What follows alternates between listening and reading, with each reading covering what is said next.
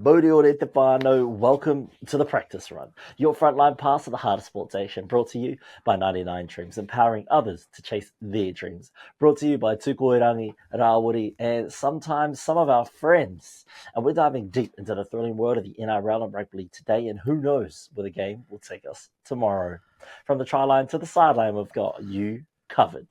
So strap in as we tackle the big plays, the game-changing moments, and the stories that define legends. Whether you're a seasoned vet or this is your first hit-up, the practice run is for everyone. Every run, every tackle, every win, experience the rush with us. With exclusive insights, couch analysis, and a touch of humour, the practice run is here to keep you entertained, informed, and part of our practice squad, because here every practice run takes us one step closer to glory. The Practice Squad, where every listener is MVP, powering our play every episode, every day. And we want to give a huge shout out to 99 Dreams for sponsoring us in this video right here. I mean, they sponsor all of our videos, so shout out to 99 Dreams. They always be holding it down for us. Also, peep the gears, G. We rocking that 99 Dreams baseball jersey. I see ya. Yeah, man. It's fresh, it's clean. We still have some available on the website at the Bano, so go and check that out. We might even create a code. So make sure you listen in the next episode. We'll drop a code for you guys to cop one of these, and we'll give an exclusive discount just because you are, you're just part of our practice squad. So stay tuned for that, Fano. But yeah, brother, how you been? How's the weekend been? Weekend was good, actually. Chilled.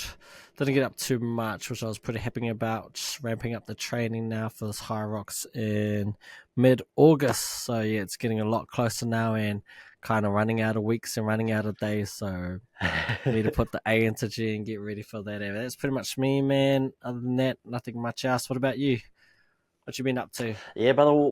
It was a long weekend last weekend, Manawa te a matariki. So, we got an extra day off for what is like it's how do I explain it? It's just an opportunity for us to take time to reflect on the year that was, to remember all those who are here and all those who have passed away, and welcome in the Māori New Year. And yeah, so it was just a great weekend where we got to kick back and relax a little bit, because who don't like an extra day off? Mm-hmm. I would say who, but I don't want to get into all of that right now, because there do be some people out there in comments saying, why do we have this kind of popular holiday for? Well, fuck, go to work. That's all I got to say. Go to damn work. All right. But yeah, other than that, I went out, recorded some content. We got another vlog we just dropped on the Wrenched Throttle channel. If you guys want to go check that out, go support that. We went out, got some food, went on some rides around Taranaki. So we're going to just kind of do more of that. Just go get feeds and go for rides and come on the journey, Fano. But nah, other than that, not too much, my guy, outside of watching footy, of course. Miserable weekend for me and my boys. Hence, no Broncos gears. I don't think I've worn a Broncos jersey in a couple of videos now. It's been a little bit. They don't deserve me to wear their merchandise right now. When they play worthy of my appreciation of that team, and to validate me spending that much money on their team kit, maybe then I'll consider putting those jerseys back on. But until then, until the boys play like that jersey means something to them, it means nothing to me. But before we get into all of that, let's start our show off with a little bit of paper, scissors, rock. Fireworks, added effects here when we get an effect person in the future. That's what I want to happen. For those who don't know, this is how we start off every episode, every day. Paper, scissors, rock. Paper beats rock. Rock beats scissors. Scissors beats paper. And we just play it out every episode. It goes 1, 2, 3, shoot. And then winners win, losers lose. All right, let's go. 1, 2, 3, shoot. And up. Oh, yeah. Oh, high five. Paper on paper. All right. 1, 2, 3, shoot. And up. Oh, he got it. Good change. Mine was like a flinchy one too. I was going paper, but I almost like held the rocket. It was Yeah. the Yes, the classic. yeah. But I was always going paper, but my hand was glitching. It was laggy. Oh. All right, Fido. All right. Fun fact: I was watching. Not to sound vain or anything, but I was watching this episode back with my cousin, and I was playing in the background too. I still lost, even though I knew what was No. coming. I still lost. So yeah, fun facts. There we go, Fano. Just because we record this and edit this doesn't mean we actually remember what we say or do. Come on now. We've got to drop a new segment in this week. It is called MyGM Mode. Yeah. Stole that straight out of 2K. So in this segment, what we're going to do is Tu and I are going to take on the roles of general manager for teams. And look, we're going to give an honest attempt for every team, except the Roosters too. You can do the Roosters because everyone knows I'm just going to sell the team up the river and they're going to look like the Tigers 2.0. But no, we'll each take turns and we'll give it an honest attempt. So what we've done is we're going with about $12.1 million in salary cap for our hypothetical teams and our hypothetical lineups. We're going to assign each of these players a salary cap that we think that they deserve or that we would hope that they take. And for some split plays, like for example, the Broncos, we're trying to keep Katoni and Selwyn, but we need both of them to take a pay cut to afford both of them. So we're going to try and hope and pray that we do get them. But I think we might leave it to chance. If two flips a coin and those 50-50 plays where, you think one of them would stay, then if I call heads, two lands the coin on tails, then obviously they leave. So that's how we'll work out those kind of things. Because, David Feeder showed it. You can backflip at any moment. At any moment, Fano. Nothing is final in the world of NRL. So, are there any other contingencies that we need to put in place to let the Fano know about before we just start going out and doing these each week? Not off the top of my head. Remember, Fano, this is where we get to play, the role of GM, what we would do. So it is a bit of fantasy at play here, but so just roll with it, take it with a grain of salt, just a bit of fun. Because, we just want to see how we think we would go in, see what we would do and how it would play out. But not really, I can't think of anything. No, I think you pretty much covered it all. Okay. I guess we'll learn it, right? Like if you do something stupid, I'm pulling you up. I'll be like, nah, bro. Exactly. And also, we're going to add in some new league-wide rules that we're implementing into we'll call it FNRL, Fantasy National Rugby League, FNRL. So we're going to add in trades so we can do mid-season trades. Obviously, we don't have a cutoff date for these because we're not playing real week-to-week games.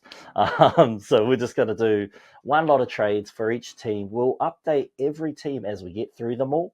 This week, we're going to start with my mighty Broncos because I've already had a little bit of a head start. Next week, too, we'll give his mighty Bulldogs a bit of a run, and we'll just keep evolving each team.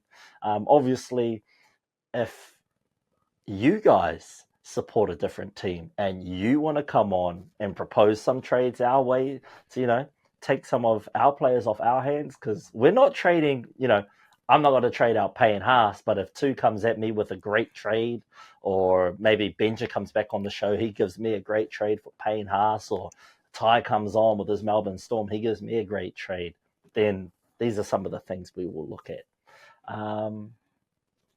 One thing I did want to double check before I start is one other contract, because I feel like this could be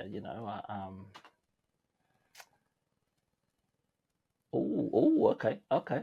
Let's try that. So, where do I start? Okay. Let's start with re-signing players. So we're re-signing Reece Walsh for $900,000. We're re-signing Katoni and Selwyn, both at $700 apiece, and I think that's all that needs to be re-signed in this immediate period. So those are our key re-signings. We're currently at 23,000, no, 230,000. Right. So the rest of our team is kind of unchanged. We still have Dean Mariner on contract. We still have Jesse Arthurs, Billy Walters, and so on and so on. Here's where our trades come in. So I'm looking at who did I say I was trading? It was it's in my notes on my phone. Sorry. We are looking to trade, and I got to get approval from two on this one. So we're looking at Ezra Mam, Fletcher Baker swap for Jerome Hughes from the Storm. Oh, that's right. I remember this trade you had. Ezra Man and Fletcher Baker for Jerome Hughes. Look, if I was the Storm, I wouldn't do it. But, we live in fantasy land, so... And I'm kind of sick of seeing them win, you know what I mean? Or being good, so... Because here's the secondary one. Yeah, what's your other one? What's your other one? It's that same package, but we're sending it to Parramatta. Because I feel like they're in rebuild mode now. Ain't nothing working over there. So we're repackaging that. We're sending that to Parramatta for Mitchell Moses, who comes off contract in 2026. So potentially he turns us down, and we only have him for like a year and a bit. Ooh, I'm kind of more intrigued by that one, to be honest with you. Timothy and Broncos, I could see it. And I do hate the Eels. So my bias there. Because I was thinking, with the Eels and the Tigers, I feel like those are just straight rebuild phases now. So they're looking to move pieces. Well, in our fantasy land, if you're playing 2K and you're at the bottom of a table, even with a stack salary, you're blowing that team up. That's rebuild time. So I'm thinking, you already sacked the coach. Let's get rid of a few players. My question is, why are you trying to get rid of a 6 for a 7? Good question. Tell me what the 6 has done in our team ever since our 7 went down. Ooh. I think he's been good, man. I think he's just been a bit unlucky. Well, he's more of a runner, right? Because you need someone... Like, he's a runner, so he's good next to an organizer. If he's got an organizing 7, his game shines more because he can just run. Exactly. Why we need a 7. So you want because Reynolds he's declining, right? So I need someone that I can rely on to run this team. Ezra Mam has had opportunities to run this team now, and he hasn't shown that he can be a Batman. He needs to be a Robin. He needs that assist play. And I'm not saying he is a terrible player. I'm not saying that at all. I just think for the vision of the team where I'm trying to fantasize it to go, he's not a part of my vision moving forward. Fair enough. I'll tell you what, I'll give you Mitchell Moses. You can have that trade. Okay, we'll take Moses. All right, next trade, we're going with... what do we got? So salary cap is 12.1 million. We're going to throw the Cowboys, Blake Moser. We'll give them $800,000 cash for Reece Robson. Just straight cash, eh? You crack me up, all right. Well, because we can't trade picks, so I'm thinking, what else do we have? So we got money. I've looked at my salary cap. I got 3.4 milli left. So outside of my who's your other hooker? So, Billy. You don't want to throw him in there? I don't think people would take it. Well, they might have to. That's why I'm going, well, if you got a young prodigy, it makes the most sense to send off a young prodigy if I'm trying to get an established talent rather than trading off an established talent for a way better player plus cash their way. I'd love to, but I just don't think it would work from their perspective. I'm just not really a fan of just throwing cash. That's all. Now, if the salary is matched man. up, yeah, all good. I'm fine with that. It's what's it called? It's my team to worry about that 800,000 gone missing. Because also in this trade world, we just pick up their contracts. We don't have to re-sign into a new contract right away. We just take them for what they got. I'm trying to see if I can find you money. Oh, nah, not really, eh? Nope, it's looking pretty slim pickings on your team. Or without having to give up someone like important. Yeah, true that. So that's why I'm like, we'll get rid of a rookie who looks the business, right? He's touted pretty good there in Brisbane, yes. And just moving up the road to the Cowboys isn't too far of a mission, and we get some much needed defense with Reece Robson.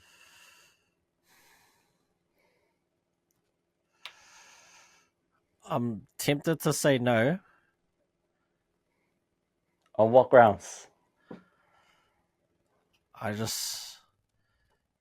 Only because Moser isn't proven yet. He's got the goods, but he hasn't delivered yet. You know what I'm saying?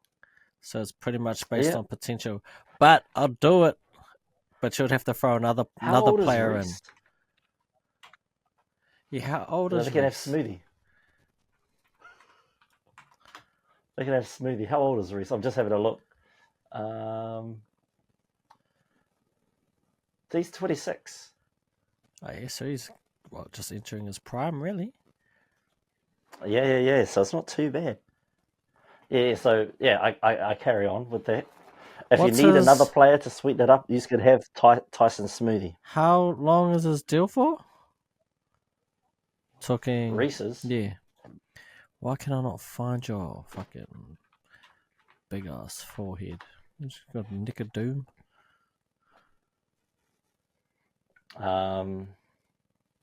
He signed through to the 2025 season. No, yeah. Oh, there. Is he off season? Off contract at the end of the season? Can you fit him in your cap? That's what I was thinking. I was like, do you have to make a trade? Yeah. Okay, then. No trade. We just sign him. Then. Because, can you afford him? He'd still fit in with... Yeah, within that three... Well, I've dumped a lot of players once I read out this full team list. Okay. So that's what I'm saying. I've got $3.4 million in salary cap left. I have 17 players in my roster. I've got enough money to pay Reece $800,000 to lure him to Brisbane. So you got 3.4 million after your 17, right? After my 17. After your 17. Yeah, I don't have 18, 19, 20, 21, 22, 23, 24, all the way to 30. I've got 17. Okay. But I can pick some up from Logan Swans or whatever the hell they're called. And Robertson's in that 17, eh? Yep. All right then, well then it's go. I mean, you can sign him at the end of the year, so no trade needed. All right.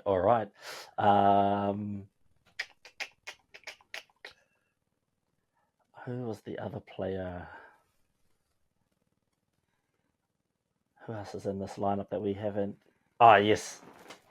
Big Spence. Big money Spence.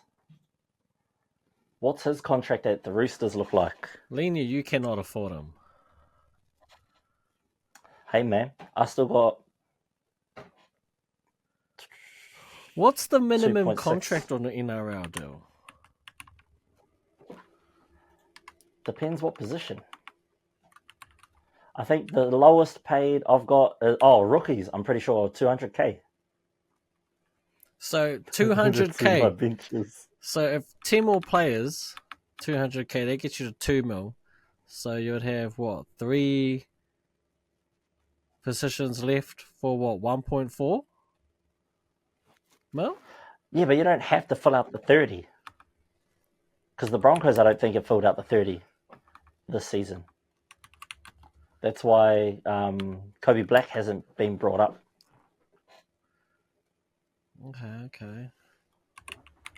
But you have to have like cap space in order to sign one up, right? Like you can't just spend all of it on Hey, like cuz we go into your 20, local league ground and be like, 25 you play players and footy? then... Yeah. Oh, actually, this If kind we of got to helps grab you. them from like grassroots, we grab it from grassroots. We banking on all or nothing this season. That's what we're going for. This is how I play 2K. All I need is the starting 5 and like 4 others. Because what's Linu on at the moment? I want to say like 500 or 600. Yeah, all goods. I only need... Give me him for 7. 1.8 fills out my roster. Where is he? Oh, bro, this... Come on. No way that's what he signed for. Is it less? Yeah, reckons. You got to talk us through this process, man. I'm out here. Reckons he signed 2 years for 5, just above 500. 525. He did just sign for 525. Oh, then, yeah, let me throw 650. 650 his way. I don't think he's going to be happy with... Oh, no, because it'll be him and Haas, right? Or you bringing him off the bench. Nah, so it's him and Haas. Xavier shifts to the 12. Fuck, his big ass on the 12. That's brutal. Man, okay, I'll tell you what. Look, I mean, since it can fit in year one, I can't really say no. And because he's only signed till next year, so technically you can sign him at the end of the year. So there's really nothing that I can do to say no, you know what I mean? So, yeah, I mean... Because this is where things start to start. Well, this is where my plan starts to showcase. So Xavier Willison gets a price increase. He gets paid 400k. Piakuta's gone. So sad to Piakura. Ruthless move, man. We're keeping Ricky. Oh, fair enough. Oh, bro, this team, I've gone ruthless moves throughout. So those are my big signings. So this is how my starting 13 now looks. So we've got Walsh at fullback, Arthurs and Mariner on the wing, Staggs, Cobbo in the centres. Billy now plays at the 6. Jerome, oh no, not Jerome, sorry, this is before I fix it. Moses at 7. Lenu and Haas are our props. Robson is the 9. Ricky and Willison in the second row. Patrick Carrigan is that 13. 14 is Kobe Black. So he's that young prodigy that's coming through that's supposed to be a mean half. So he'll come in and split the load with Billy. Billy then comes on and splits the load with Reese. And then when Reese comes back on, Black comes off, Billy shifts back to 6, Reese back into 9. So that's how my rotation works there to get Black enough experience, but he's not having to spend the whole game out there and risk, making those big mistakes at such a young age. On the bench, I've got Kobe Black, Ben Takuta, Josiah Karapani, and we'll ring up the Dolphins coach and we'll see if Jared Wallace wants to come back up to Brisbane on a vet min. And then, what's your boy Steven up to? Steven, what? Of the captain variety? Yeah. Yeah, he's not going anywhere, eh? He's signed up until like 2027, mate. You don't want to make a trade for a Cobbo? No, we don't. You don't want a mini GI? Nah, I'm alright, mate. Can't be trading our captain away. I'll look like a fool. Hey man, you never know. You never know what mastermind plan you have. I just thought I'd throw it out there just for some leadership on this team if Moses was ever to go down. Uh, However, that's fine as is. I think Patrick Carrigan would then be my captain. Yes, Uh, definitely. I've got Moses and Robson vice captains. Okay. It's looking like a pretty deadly Yeah, team, man. Not too bad, I'd say. and then yeah, the 18-19. We don't have depth, but it is what it is, man. We just life keeps on living, baby. And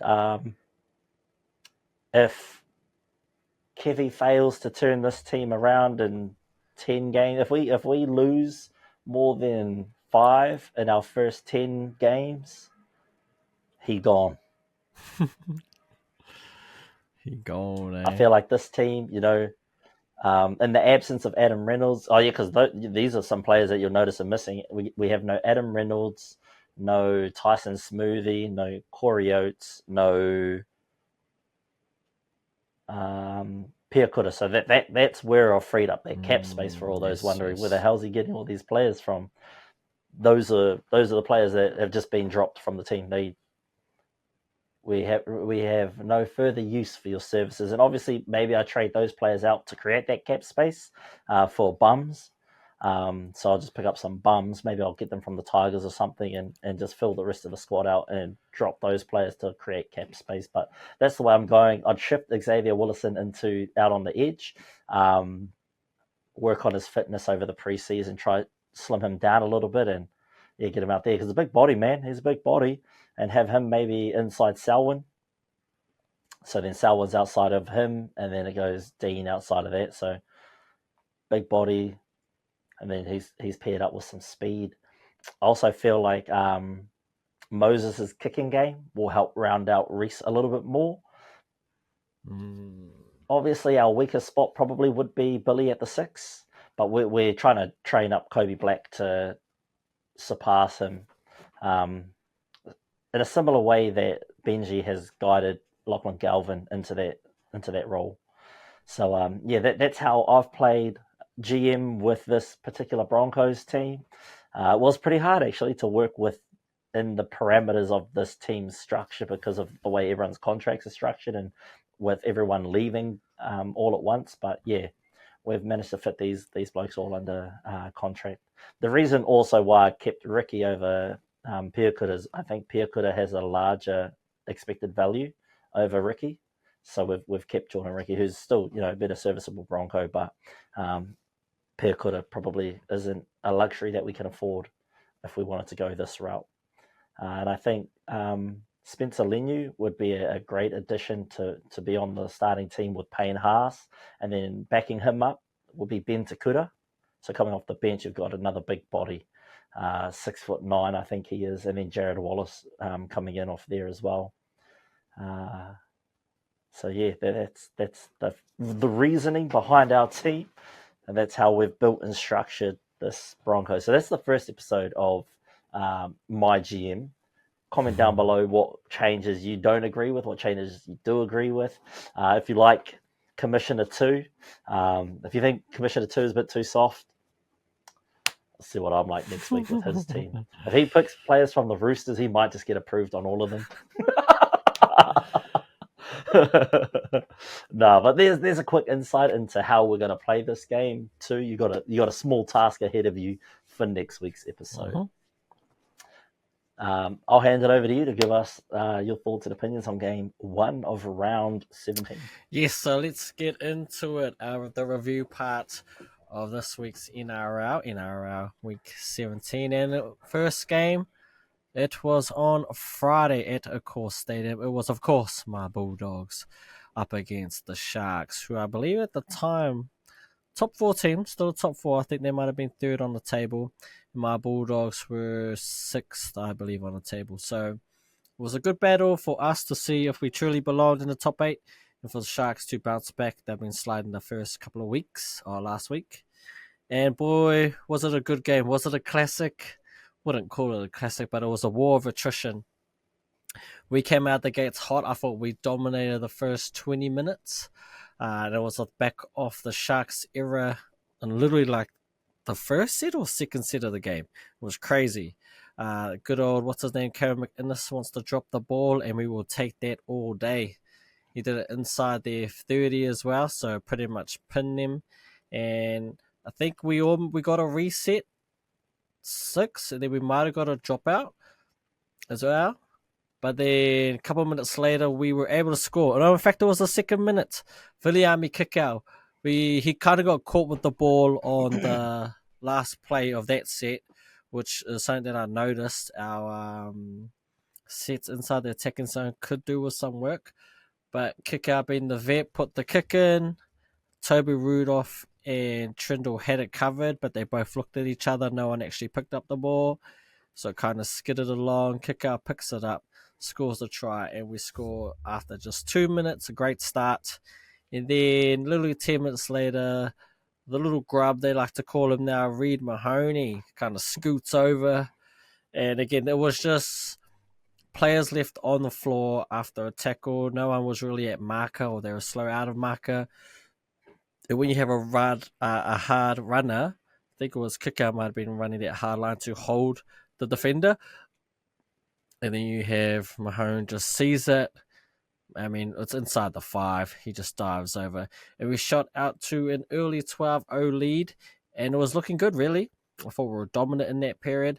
But as you would imagine, momentum does change in NRL. And when it does, it gets you. So the Sharks were able to bounce back with a try through Britain Nakora. And we were able to go into halftime with a 12-6 lead. The second half was a tale of a different story. To be honest, I thought the Sharks dominated that one. They were getting easy meters. Post-contact meters were amazing. All their sets were good. They had us pinned pretty much in our half, most of that second half, and they got rewarded with 2 tries to Sione Katoa in the 52nd minute and Braden Trindle in the 61st minute. That Trindle try was really alarming. We had Perez playing fullback, which I liked the move, but I kind of expected more from him. I expected his running to be better, and he kind of tried a bit too much, and he showed his inexperience at that position on that night because they kind of exploited him. He took a few good kicks, and he looked like he settled, but on the Trindle try, he didn't even contest. Not necessarily his fault because the bro on the wing, Skelton, didn't contest as well. So they let Militalo a free run to the ball, free contest, and they were looking just to wrap him up. He was able to get loose, put his foot to the ball to get in the grubber, and Trindle got the try.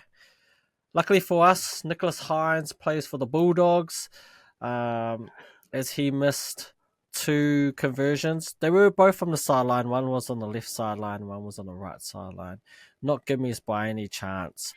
You would expect them to make one of them. Fortunately for us, he missed both. However, it did mean we were down 14-12. And then with about 10 minutes to go, we didn't really have anything going. And then in like the 76th minute, again, 5th tackle option. It got stuck with the wrong person. I think Bailey Hayward had the ball, put a grubber through, and then Toby Rudolph, you genius, held him back, and we were able to. Well, he pretty much milked the penalty. I'm not going to lie, he milked it. But Rudolph did held him, like he held on to him, but I think if Bailey Hayward just kept playing through it, it would have been called for a penalty. The fact I'm assuming, felt the tug on his shirt, so flopped, forced the ref's hand, and we got the penalty right out in front, which Matty Burden was able to slot. And then I believe with about a minute left, Birdo had a drop kick to win it, missed it, so we went into Golden Point, and then Golden Point, Birdo had a shot again. This was pretty much from like the 40, maybe even closer to the 50. Misses it to the right, I believe, which gave Sharks a 7 tackle set in Golden Point. I think it was their 3rd or 4th tackle. They did a shift to the right, and they got well within they got within our 20. They then played the next play back to the middle, and I believe it was Royce Hunt. I could be wrong, but I want to say it was Royce Hunt did another devastating run, and he played the ball pretty much on the 5, which worked in our favor because it meant we weren't that far back. They pass it to Hines. We're talking smack round in front, maybe like a 10-meter kick, and he shanks it, misses it. We didn't get our 7 tackle set. Again, our sets in the second half weren't that great. We were only making like 30, 40 meters each time, where the Sharks were making 60, 70. The one thing that kept us in that game was Dearden. His long kicking was just the reason why we were still in the game. Well, third chance, as they say, third time's a charm. Slots it.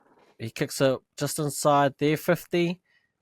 And he manages to kick it this time, hits off the upright, goes in for our win. 15-14, our first win against the Sharks in a while. Our first win against a top 4 team, I believe, in like 17 games. And it moved us up from 6th to 5th on the ladder. Great win by the boys. I'm pretty proud of them. I didn't pick us to win. I thought the Sharks would find form. In that second half, they were the better team. Like, I'm not questioning that, but when you have someone like Matt Dearden who can kick it from our pretty much 40 to their 10, it's just, I mean, we wouldn't have come close to winning that game if it wasn't for his long kicks. He kept us in it, and then he was able to win it. Poor Nico Hines, once again it happened. The man's coming under a lot of scrutiny. I just hope he's okay and his mental health's it's still alright, man. But yeah, poor guy's really going for it. I think he'll be better for it. But stoked for the boys. We needed that win. It sets us on course. Now I am believing that we can be a top 8 team and we can end the drought of being in the NRL playoffs. I think we're ahead of schedule, which is super cool. Our defense, again, we kept the team to under 20 points. We are the second best defensive team in the comp. We have leaked the second least tries, the second least amount of line breaks, and points conceded per game. I think only Penrith are better than us in those 3 categories. So we have the makings of a great team, build off our defense, and working for each other. I just hope the boys can keep it up in continuous form, because now it's there. I think we can make the top 8, and this was the start to the journey there. We'll see how we go. But great game. Hard luck, Sharks. You might get it next week. But yeah, man, Matty Dearden, no doubt for me, was the player of the game. His boot just, I mean, we talked about it, right? When someone can kick the ball that far consistently and pin someone else and then pin the other team inside the 10, you give yourself a chance. But that's what I've got for the game, man. If you got any thoughts, feel free to add or anything you noticed. Yeah, well, what do you got? Yeah, not too much more than what you've already said. I did say in the preview show that for the Bulldogs to win, they're going to have to rely on Dearden's kicking and Reed's just ability to get under people's skin and do what he does best and just ball out. And it looks like that's what happened. For the Sharks, it has been a steady decline lately, and it doesn't look great for Nico at the moment. It's tough. Hopefully he's not living inside his own head. Hopefully he's able to just, shake things off, let bygones be bygones, move off into the next game. I thought it was a classy act, and another reason why I was looking to trade for Critter was he boosted up the tunnel as Bulldogs fans were booing Nico, had a couple of words with him, and then boosted back onto the field for media with the rest of the boys. So classy act from Critter, and it just goes to show how mature of a player that he is. How old is he? He like 23 or some shit. He young. Mm-hmm. Yeah, he sure is. Yeah, so Bulldogs will be hoping to lock him up for the foreseeable future. Yeah, no, not just a quality player, but a quality person, and definitely well deserving of that captaincy that he currently holds. A couple of parts I had for you, my bro. A couple of questions. I'm just looking at the Sharks draw right now. Currently, they are 2 points ahead of the Roosters. They're sitting on 24 points to the Roosters 22. And that all comes from a lot of their games earlier on in the season. Do we think that they are able to stay within the 8, or do you think they will continue to slump? Because where is their... Because up next they've got the Titans. Following that Titans game, which I think they have the potential to win, but the Titans have been so up and down this season. They've kind of been giant slayers when they need to be. Then they've got the Tigers again, which should be an easy victory. But again, they lost that first game to the Tigers. Then in round 20, they have their last bye. Then they play the Cowboys, the Bunnies, who have started to find some form. They get let off again against the Titans. Again, don't know which Titans will show up. Knights, Dragons, Warriors, and then this season ends with the Sea Eagles. So they've kind of got an easy run there of a few teams that they can definitely pick up points for. So do we see the Sharks holding on to that top 8 spot? I think they'll fall out of the 4. I think the Roosters are looking in fine form. They're going to definitely take that 3rd. If Bulldogs can keep performing the way they are, they could move up into their 4th spot. But I think the Sharks, unless they can find a way to turn their season back around, and if Nico can find a way to sort of blind out the haters, steady the ship, I think the Sharks can stay within the 8. But so many teams are really close to being in that top 8 and falling out of that top 8 that all it's going to take is a couple of rough weeks and you'll find yourself much like the Broncos on the outside looking in. So what are your thoughts on the Sharks before we get to your Bulldogs? I think they will make the 8. I'm the same as you. I don't see them finishing top 4. I think the Roosters will catch them. And they might actually be able to hold in the 4. Hold 4th? Yeah. But I do think the Roosters will jump them. I think the top 3 by end of season will, in some order, not too sure one, will be the Storm, Panthers, Roosters. That's who I predict will be top 3. Yeah. They're 4th just because they're pretty much 2 wins clear of 5th, right? Of like my Bulldogs and the other teams. So for the other teams to catch up to them, right, they'll need them to lose twice, kind of thing. And with the draw, they do have, I wouldn't call it an easy draw, but I wouldn't call it a hard draw as well. They've got teams that, like, the ones that they're playing, if the Sharks don't show up and the other team does, the Sharks could lose those games. Mm-hmm. And didn't the Tigers beat them? Yeah, in the first game that they played, round 3. Yeah, 32-6, they pumped them. So, like, you just never know. But because of that 4-point buffer that they have, I do expect them to be in the top 8. And I do think that they can hold on to that 4th position. Whether they do or not is another question. But I see them at worst 6, 7. I think they would have to fall off a cliff to end up at 9th. But we've seen weird things happen. You know, we've seen teams be top of the ladder after 13 rounds and then miss the 8 completely. You know, I mean, your Broncos the year before last year should have cruised through the top 8, and then, you know, they end up just missing out. So it's entirely possible. But yeah, I think their draw might be the deciding factor in them holding on to a top 8 spot. Right, yeah. And so now looking ahead at the Bulldogs, who are, like you said, 4 points away from the Sharks. They've looked steady in recent weeks, although a slight hiccup in the road against the Roosters the other week. But they've got the Warriors coming up, then they've got a bye, so you'd assume that's 4 points there. Then they've got the Cowboys, who have kind of been up and down hard to gauge what the Cowboys are. I mean, they beat the Panthers this weekend, just gone. So, those are the anything can happen kind of Cowboys. The Broncos, I mean, for us, we've got 1, 2, 3, 4 weeks to turn our shit around before the Bulldogs come to town. But if, you've got your current Bulldogs showing up against my current Broncos, you've got to give the win there to the Bulldogs. So already we're looking at least 6 points in the next 4 rounds. That's enough to kind of hold you in that top 8.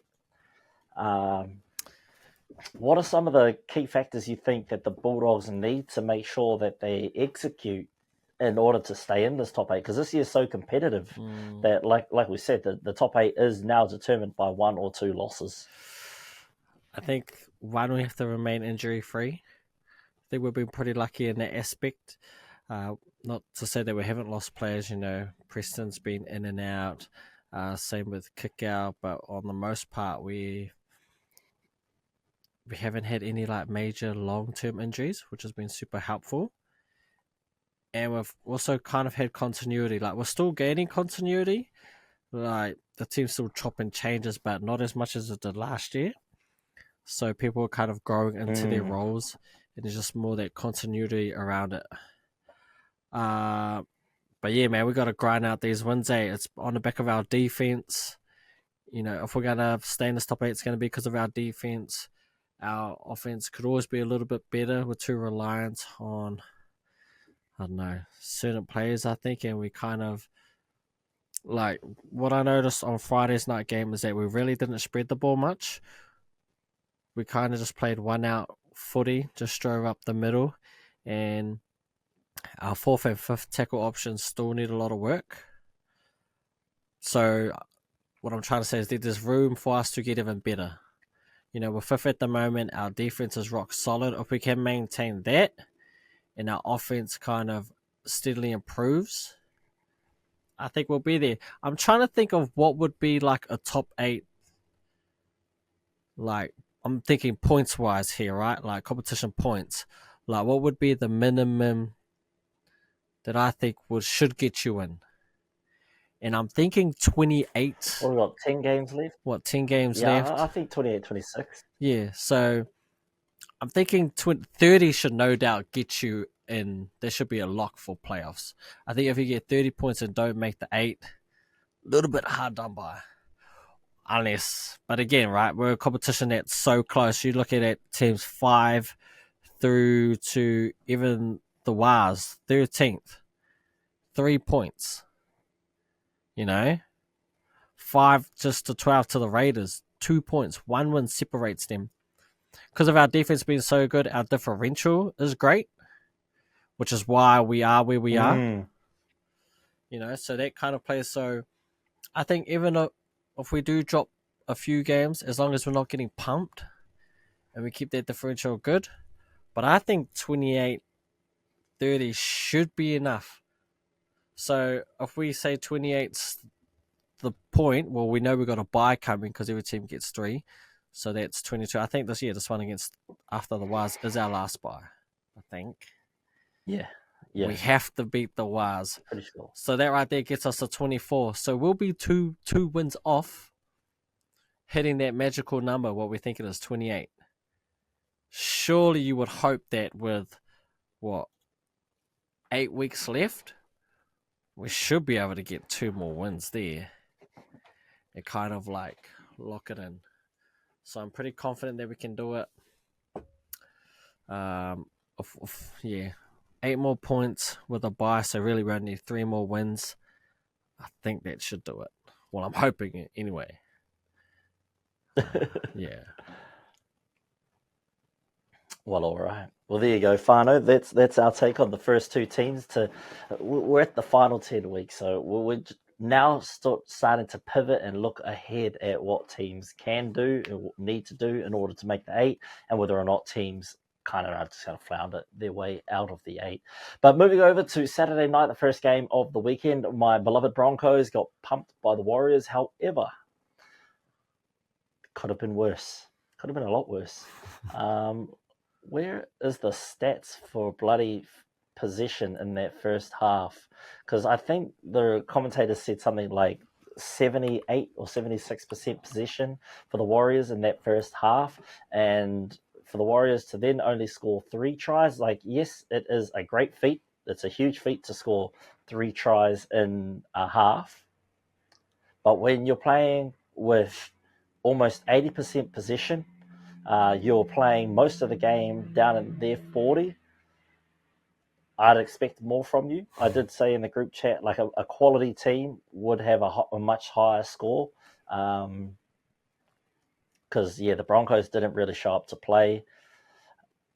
I don't know who they need to look to for guidance. There's no depth in this team. Like I said, Ezra has had opportunities to showcase why he, commands as much money that he got in his latest contract signing. I thought coming out of last year he was worth that money, but sort of seeing him without a true field general, you've kind of been witness to his flaws and where his gaps in his game are, and on-field leadership and guidance isn't quite there. He still runs off of pure athleticism, and just feel for the game. Well, not so much feel for the game, just broken play. He's great at broken play. Now we look at, when he's there with Adam Reynolds knows how to steady the ship. He knows how to get through the game. He knows how to complete sets. He knows where players need to be, and he knows how to organize the boys on offense and on defense. And that's something that we've been missing. And I emphasize the word defense because we play a lack of it. Yes, we were without Payne Haas, Reece Walsh, and Patrick Carrigan. But you're NRL players, right? This is what you're expected to do, and this is your opportunity to stand up and make a name for yourself. Yes, we did lose. What's his name? Gasecki goes. Oh, the yeah. Anyway, Jack. He's out. Yeah, Jack and Jill. He's out. Jack's out for the foreseeable future. I think 2-3 months. Can't lie. Which means we may see Corey Oates back in this lineup in the absence of Ricky, who's still out for that suspension. So we could see him lining up in the second row there. Someone else got injured. Oh, Fletcher Baker, who also I put in the group chat. That as soon as Fletcher Baker comes on, something's going to fuck up. And sure enough, once he came on, he was the first person to knock on the ball. He came on in place of Jack when Jack went down. So it's these players that coming off the bench kind of don't really fit the role or the tempo that the Broncos are trying to play at the moment. And it seems like no one is playing in a coherent manner. Like it doesn't seem like there's much of a game plan.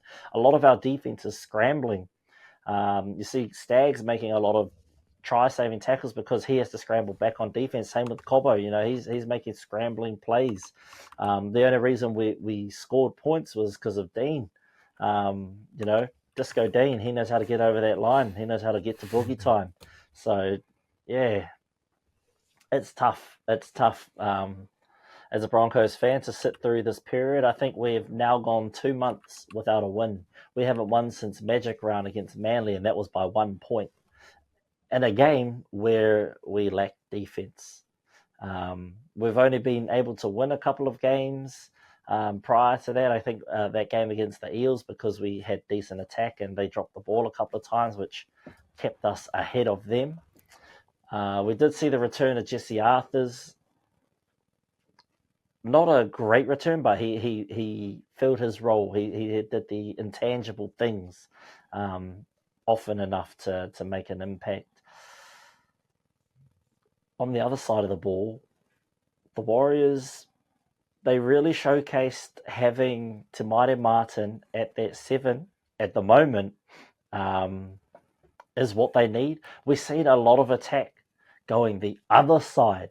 We see Pompey, Montoya getting some game time, getting some touches. Harris Tavita going through that edge quite a lot, as opposed to going down that edge with Chance, normally Rocco, Dallin, they sort of all link up with Sean on that right edge. So it was a little bit different. We didn't really see much ball go down that way, and when they did, Rog managed to sort of make the most of his minutes there. But I think the standouts in that game was definitely the leadership from Te Maire Martin, the way he was able to sort of navigate everyone around the field, and the return of Mitchie Barnett. He was a big addition to this Warriors side. Oh, as well as Capo. Capo was solid. He was serviceable in his role there in the second row. I'm happy for the Warriors.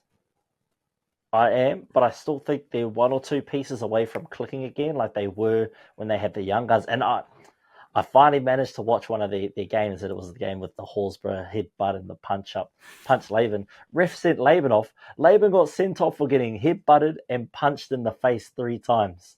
Laban didn't react. And so when the ref goes, "You're off for 10, instigating it," he actually didn't do anything. I saw the replay. So I'm like, man, he getting simbin. He got red carded for absolutely nothing. He got red carded for getting punched in the head. Ratchet. Horsburgh obviously got sent off, and then I can't remember who the other one was. It might have been Tom Mully for sorting out Horsburgh after that. But I finally figured it out. It's just that's how that reserve grade side play footy. So those weeks where they beat the Panthers and that's how that reserve grade play footy. Very exciting, very action packed, very on the front foot. So I can see why that was working for this big team. This big team sees a lot of ball playing. The forwards doing a lot of ball playing stuff, whereas down in the reserve grade, the forwards just run their lines. It's the backs and the halves that do the ball playing. So it was nice to sort of see that kind of footy work for them. And, even with their 2 players down, they still, roughed out a win. But that's what I've got to talk about there in terms of that. I'll hand over to you, and then we'll dive into where we think both teams need to get to the top 8. Yeah, I thought it was a good one for the Wires. Get back into their win column and get some momentum before we smoke them next weekend. I just thought you had to say with your team, right? I mean, you need the ball. And if you don't have the ball, it's always going to be tough. And it felt like you didn't have any ball in that first half. But it looked like game 2 of yeah, Origin. It really did. It really did. Look, I mean, you were missing key players, right? Like, none of the Origin boys backed up, eh? None of them. No, you've got no Welsh. You've got no Haas, no Carrigan. That's a big part of your team, man. It relies a lot on pretty much everything hinging on Man or for the attacking side. And he does it because Man doesn't have a long kick, eh? He's more of a short kicking person, right? Yeah, like grubber, chip and chase for himself, really, eh? As opposed to like having that long kicking game, man. Like, I don't know where you go. I think the season can still be salvaged, but it's just because of what happened last year. But maybe the Penrith curse is true. I'm starting to think it is, man. I really am. These 3 teams that they've beaten in the finals have just all of a sudden haven't been good. You know what I mean? Like, Souths haven't been good since they made their final. Same with the Eels. Now it's looking the same with your Broncos. Maybe you don't want to play them in the final. Or if you do, you better make sure you freaking win. Yeah. But I don't really have much to cover on the game. You pretty much covered it all, really. Did I have any questions? Other than, like, if you had an update on Reynolds. But, man, yeah. I don't know. He's round 22. That's when he's due back. And then by then, too little too late. Damage is done. Yeah.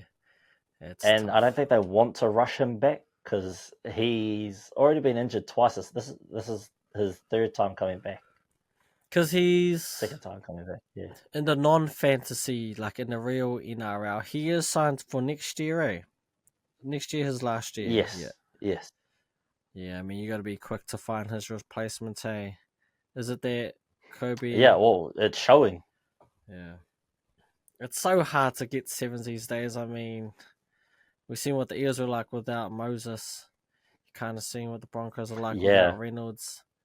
They're just hard to come by. We had a space of the season where we were winning games, even though he was gone, and we lost Reish for a bit. We picked up a game here and there. We lost Haas for a long time. We won a couple games here and there. So they know how to win games. It's just that we're not able to defend as well as we can attack sometimes. And now it just looks like we can't really attack. We rely so much on Dean to pull something out of his ass 5 meters out from the line, which can't keep doing that week in and week out. You're not going to win games against good footy teams. And speaking of winning games against good footy teams, ratchet that the Panthers lost last week, because like we say, we ain't never seen them lose 2 in a row, and I think that's still been true all of this time without Cleary. They've still managed to pick up win loss win loss win, so we're probably going to get our ass kicked next week, even with the return of Carrigan, Haas and Walsh. It's going to be tough for the Broncos to maneuver through this next season, but these next 10 weeks. I'm just going to pull up their draw real quick because I'll get into the Warriors shortly, but I'm just going to pull up the Broncos draw and go through this real quick because after the Panthers, we've got the Dragons, who have been on a pretty decent tear lately.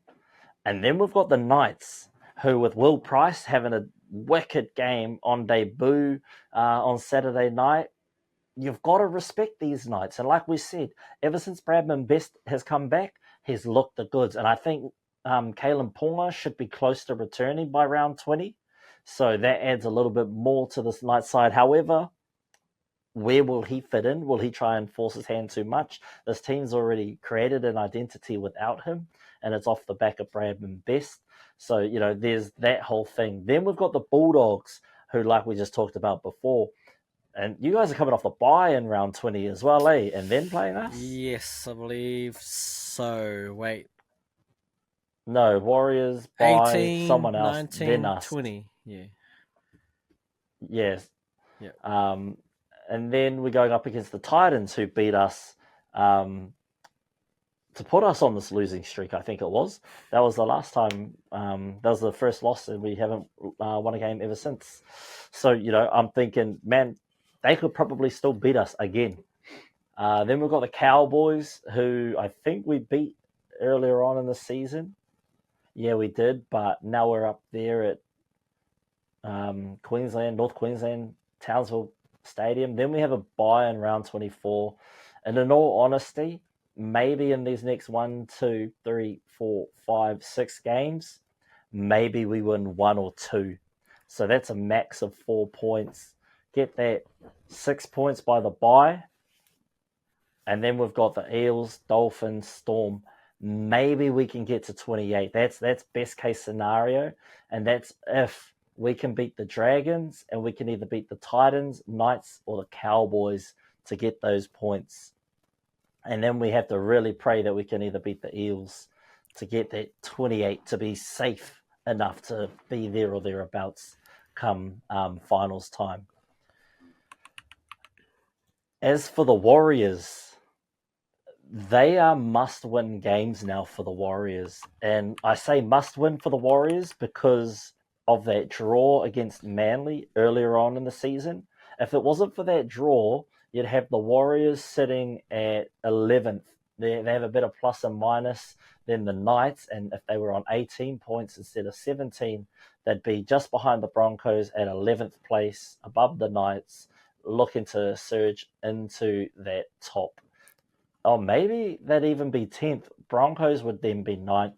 Sea Eagles would drop to just above the Rabbitohs then if the Warriors managed to win that game. But because they got a draw, Manly, they've kind of got a right buffer because they're 2 points ahead of the Warriors. But yeah, the Warriors from now until then, which is 10 games away, they've definitely got to pick up most of those points to make that top 8 because they've got to bet on, Broncos dropping games, Sea Eagles dropping games, Cowboys, Dolphins dropping games in order to move into that 8.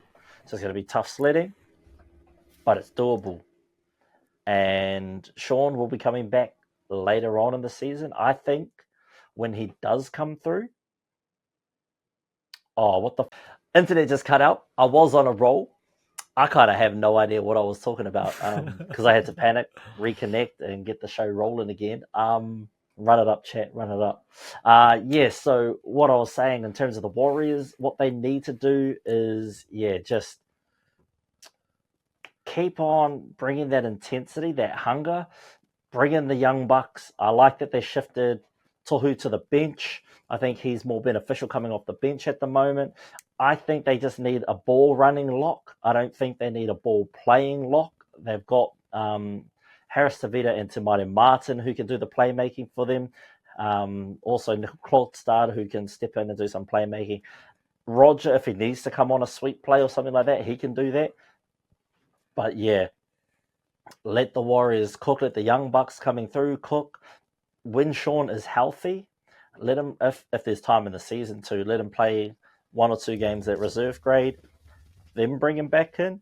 If they don't win that game, maybe it's time to just sort of sit him at 18th man and just have him as injury cover. Because we've seen the Warriors now with Timati Martin at that 7, they've looked solid. They've looked formidable. They look like they have options on attack, both on the left and right sides of the field, which is what the Warriors do. They need to be able to utilize both sides of the field instead of running the same play down that right side, like 7 plays out of 10. You know what I mean? So having that flexibility keeps other teams on the back foot because they're like, wait, they always just run with Sean down that right side. They go like a 2-man play, skip ball out to Dallin, who dots it down. So, that play is very readable, Fano. So that's my opinion and my take on where both teams need to get to make it to that top 8 come the end of the season. For me, Broncos aren't looking likely. It's never too late, but from where I'm standing as a Broncos fan, they haven't shown me a reason why I think they'd make the 8. And if they do, I think we're getting bounced in that first week. Maybe it'll change when Reynolds comes back in round 22, but that gives us, 5 games? 5 games with Reynolds back at the helm to turn the season around. And, never say never. It has been done before, but, you can't rely on that one player to come back in because if he goes down in round 23, then we're back at square one again. Any thoughts or opinions before I hand back to you for game 2 of Saturday night?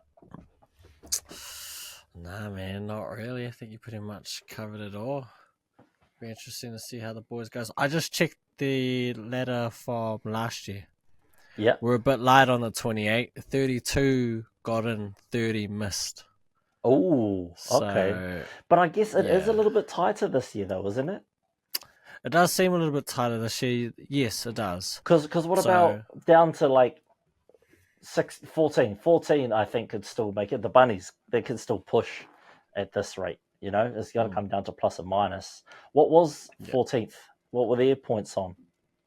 14th was 24, and then 13th 24, but it was from 12th up. 9, 10, 11 were all on 30 points, and 12th, which was the Seagulls, 29 points. I think the Raiders won their last game of the regular season to get in. I think they jumped everyone. But I think those Tigers are stealing a couple of points this season. They've managed to pick up a few wins, so that's a few points taken off the board this year. It's not an automatic buy round for when you play the Tigers. And for anyone listening, they might hear less of an aggressive and angry tone when I'm talking about the Broncos. I'm no longer disappointed by my team. I just have come to accept that we're shit. That's why in last week's episode, for the first week in 17 weeks, I picked against the Broncos. So I'm still here, obviously, still always going to be a Broncos fan, but no longer angry or disappointed. It's just I just expect this from our team now. Well, I think we might keep it there, then go on to the second game of Saturday. This game was played at McDonald Jones Stadium between the Knights and the Eels, with the Knights coming away with the victory in a 34-26 was the final score. And, bro, I don't think I've ever seen a game like this. Yeah. Like we were talking about it in the chat, man. Like it honestly felt like they did not want to win. Just like both these two teams found a way to let the other team win. It was just utter chaos. That second half was just all over the show.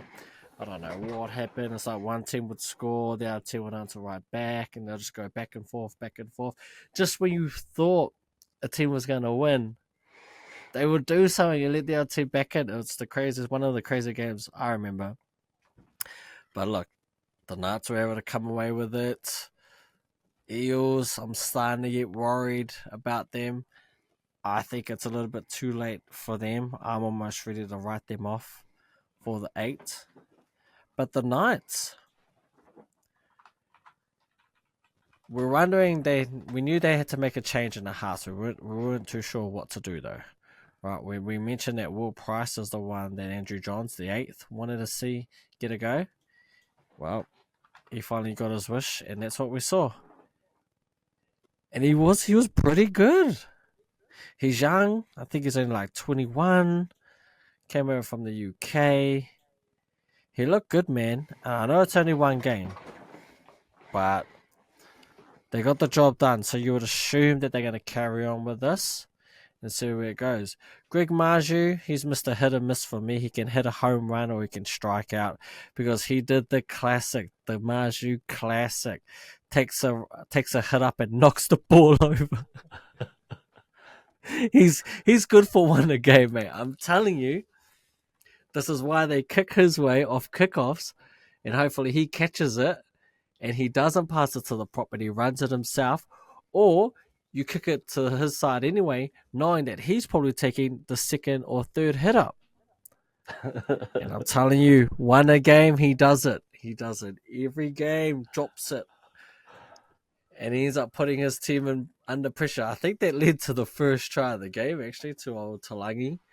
But, you know, he's terrible coming out of yardage, but he's on when he's in that red attacking zone. Came away with 2 tries there, and wasn't one of them like a crazy try? Like it wasn't a normal try. Like it went upstairs, I think, as a no try. Then it was ridiculous. Yeah, it was but so I remember stupid. that, yeah. Like, man. It was just, hey. And also, was this the game where, like, the bunkers? Oh, I think yeah, it was, yeah. Like, the amount of times I was just like, are you kidding me? Like, what are we doing here? Like, they were just turning Honestly. everything, like, overturning every try. They're like, nah, no try. Yeah, that's right, because they were like, both teams had like 2 tries each disallowed in the second half. It was crazy. Like, Yeah, gee. far out, man. And then, I mean, Bradman Bess, he did his thing. That last try was kind of like you could see the Eels had given up. Once he got past that first, like, what was it, 5th tackle, someone got stuck with the ball ends up on the ground, Bradman Bess scoops it up, pretty much runs 70 meters of the field to get the try. But I did think the Eels, I don't know if they were that much better then. Oh, no, sorry. The Knights, I mean. I don't know if the Knights were like that much better than the Eels. But hey, good enough to get it done. Mm-hmm. You know, they were, and that's kind of all that matters in the end. They were good enough to get it done. The Eels, I don't know what they need to do, man. I mean, sack that coach. Yeah. I told you, mate. He's a great assistant coach, but just not head coach material. They got blinded by that one win he got, when Moses came back. Yeah, everyone thought, ship's turned around. Yeah. I don't know who they should sign next. I heard Josh Hanna. I think he's one of the assistants for the Sharks, and he's also in the Maroons coaching team. He could get a look in. Be interesting to see who they go to, man. Because I think he got a second interview. I'm surprised they haven't looked at I forget his name, but he was the coach for the Sharks. Oh, Morris. Oh yeah. Is it John? Could be Hooker, because he was there when when Sean was there, and they were rolling, bro. Or not rolling, actually. They were really good for, like, if they won by heaps, but also if they lost by heaps. It was kind of no in between. Yeah. It's either they'd put 30 on a team or get 40 put on them.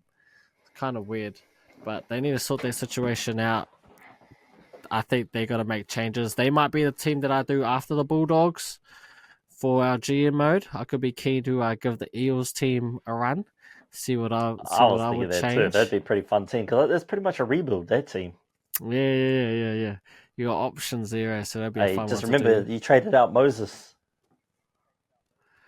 Yes, so I gotta take that into account. We got the Ezra man. We'll see what we can do there. We'll figure something out. But look, the Knights got it done. In the conditions were weird. Will Price, I like what I saw, and Andrew John said it best. He's good there because he complements Hastings, and I think that's why the Hastings Cogger thing is good. It was, I mean, we all thought it was their best halves pairing anyway, right? But he said that they play too similar. That's why you need like a yin and a yang in your 6 and 7. And I think that's what Will Price is to Hastings, and it showed, man. They were good together, got the job done. I don't have anything more to say. What about you, brother? Yeah, What you no, got for us? it was a fun game. I thought, just because I was impartial to it. Yeah, it was Jorge saying who was going to win, but it was a fun game. There was plenty of scoring, heaps of turnover tries, but that is what it is. I think the refs are making up for the lack of calls that was in Origin Game 2. So I think they just got whistle happy in the weekend and turnover happy and deny happy in that weekend. So it is what it is. But like you say, the Eels, there's a lot left to be desired with this team. Now Moses is back. Why can't they win? And I don't want to say this, but is it because, and again, this team seems to rely on a lot of one players to complete this team. We haven't seen Hopgood, and it's potentially a case where Hopgood may be out for the rest of the season unless the Eels can make a late run into the playoffs. Not looking likely at the moment, but he is a key factor for this team through the middle. Playing at lock, he has that ball playing experience, but he also is good at just getting the ball pounded through the middle. They are lacking a little bit of that, I do believe. The Knights, man, they look like they're humming. It's nice to see Will Price. I think he was an injection of much needed excitement. I think he brings to the team what Kalen Ponga brings to the team, and I think they've been lacking a little bit of that electricity. So I think he's able to bring that from the halves. Now the question is, how is he going to work with Kalen when Kalen comes back? Because I feel like those two players run similarly. They run similar lines. Obviously, Kalen can just dance a little bit more and has a bit more show and go. But yeah, as long as Bradman Best is still getting fed plenty of ball, I think this Knights team will do okay. I think they'll do okay moving forward. And, we've seen it. He's simply the best, as Tina Turner would say. Throwback to that early 90s rugby league commercial. Simply the best by Tina Turner. Bradman is simply the best. And he is, and this game showcased it, he was my first choice centre to replace. Well, actually, if he wasn't injured, he would have been my first choice centre for New South Wales in game 1 over Suali'i. And he was also my first choice over Latrell. Not because I hate Latrell like the rest of y'all do, but it's just I seen Bradman play more at centre. He had more highlights at centre than Latrell did. I'm not saying that the Latrell pick is wrong. I just think that Bradman showcased a bit more at Clubland. Paid off on Wednesday last week anyway, though. Latrell had a huge game and showcased why he's still got that dog in him. And I'm excited to actually see this Rabbitohs team, how they line them up this week is going to be interesting. But we'll get to that when we get to that. Where do I think the Eels land, bro? Well, let's look ahead. They've got the Bunnies this weekend. It's a winnable match. The Bunnies have been on a tear. They had the bye last week. It's a winnable match, depending where they put Latrell. If it's at fullback or if it's at centre. If he's at centre, I think the Bunnies win this hands down. But if he's at fullback, I think there's a chance. I think there's a chance. Not saying that Eels will win outright if Latrell's at fullback, because Latrell's trash at fullback. I just think if he's at centre and they got Jai Gray at fullback, that's two lethal options. And if they give Latrell the license to roam, it's going to be a very difficult game for the Eels to try and find some momentum. Not saying it's impossible, but it's a winnable game. I just think it depends. It has an asterisk. It depends, like a Jim Cotter exam question. It depends. Then they've got the Titans. Again, I can't really call a Titans game. They beat people that they shouldn't, and they win games by 60 when you think it would be maybe 10-point wins. So, yeah, then they got a bye in round 20. And then I think the end of their season is probably the toughest. So once they come back from the bye, they've got the Storm straight away. Then they've got the Warriors in Auckland. Then they host the Panthers. Then they off to Sydney to play the Roosters. Then they come up to Suncorp to play us. And then they host the Dragons. And then they finish the season on the Tigers, which could be like a battle for the wooden spoon. So watch that space, Fano. That could be an important matchup for both teams come Friday the 6th of September. As for the Knights look good. So they got the bye this week. Then they come back. Then they play the Panthers. The Panthers should get the win against the Broncos, so they could be up for a loss. I think, though, Cleary is due back around then. So maybe not. Maybe not. I think Cleary is due back the week after the Broncos game. So look out for that. Then the Knights play the Tigers. So that'll be a bounce back for confidence. I think the most important game for them in this small tout is against the Sharks. That's their third game after the bye. If they get that win against the Sharks, I think they're a surefire for staying in that, or heading towards that top 8, especially if they stay in the form they're in. Because then after if they beat the Sharks, then they play the Rabbitohs, Titans, and then the Dolphins are their last game of the season. So I think the Knights have not an easy schedule, but they have a manageable schedule, and I think a schedule that complements them getting into that top 8. So yeah, I think as long as the Knights stay true to this formula of making sure that best gets implemented, keep Will Price out there and keep Hastings steering the ship from that aspect, I think the Knights can get there or thereabouts. The Eels, they just got to find some resolve and just find a way to stay in that game. If they can't stay in the game, then they're never going to be able to grind out wins, because we know the Eels currently haven't been able to stay in the game. They either get blown out or comes down to the last minute and the game just slips out of their grasp. So they need to find ways to just grit and grind it and find a way to win that game. And, Mitchell Moses showed us that he can ball out. He at the start of the season, he was touted to be that guy that could push had he and Cleary both stayed healthy all season. It was like a conversation. Who do you put in that 7 jersey? Is it going to be Moses? Is it going to be Cleary? Do you put them both in? One plays 7, one plays 6. What's the go? And then, now we look at this team and it's like, well, yeah, Moses is great individually, but he needs help. He's looking like Api Coruscant from 2022 and 2023. Needs some help, you know what I mean? So, yeah. Over to you, brother, if you got any thoughts on how these teams can make that final push into the playoffs. I said it before. I think it's too little too late for the Eels, man. They might just be fighting up for the wooden spoon with these Tigers. The Knights, they have an outside chance, but I kind of hope they both miss, if I'm being personally honest. I hope they both miss. But if I had to pick one of the two to sneak in, it would be the Knights, right? Not too far. They're still, 18 points, so just one game outside the top 8. Their points for and against is not the best. They're at minus 47, so they can't be neck and neck with those teams with the top 8 because their points differential is going to push them outside of it. But you never know. They might have found it, like you said, with Will Price, hopefully. And then we don't know is Ponga even coming back this year? Yeah, he's due back soon. Okay. Let me have a look. They might change things.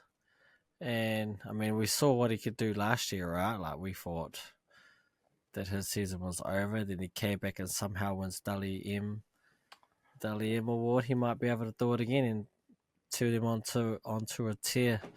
But round 20. Yeah. Oh, it's actually not that far away. Yeah. If they can hold on and stay within striking distance of the top 8, I'll give them an outside chance, but not the Eels. I think it's game, set, match for them, if I'm being honest. But nah, man, that's about all I've got, eh? I hope they both miss, and I hope they miss terribly. But, yeah.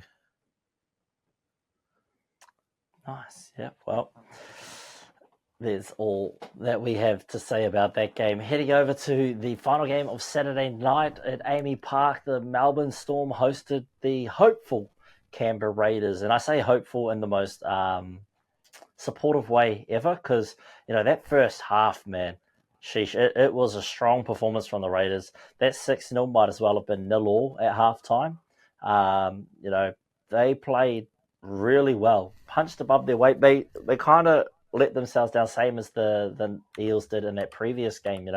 You got to find ways to hold on and grind out that win. But you're going up against the king grinders themselves, and that is the Melbourne Storm. They are the kings of grinding out victories. I mean, we've seen it against the Warriors, the Broncos, the Bulldogs. The Storm managed to steal a game there. It was they did beat them, eh? Melbourne beat the Bulldogs.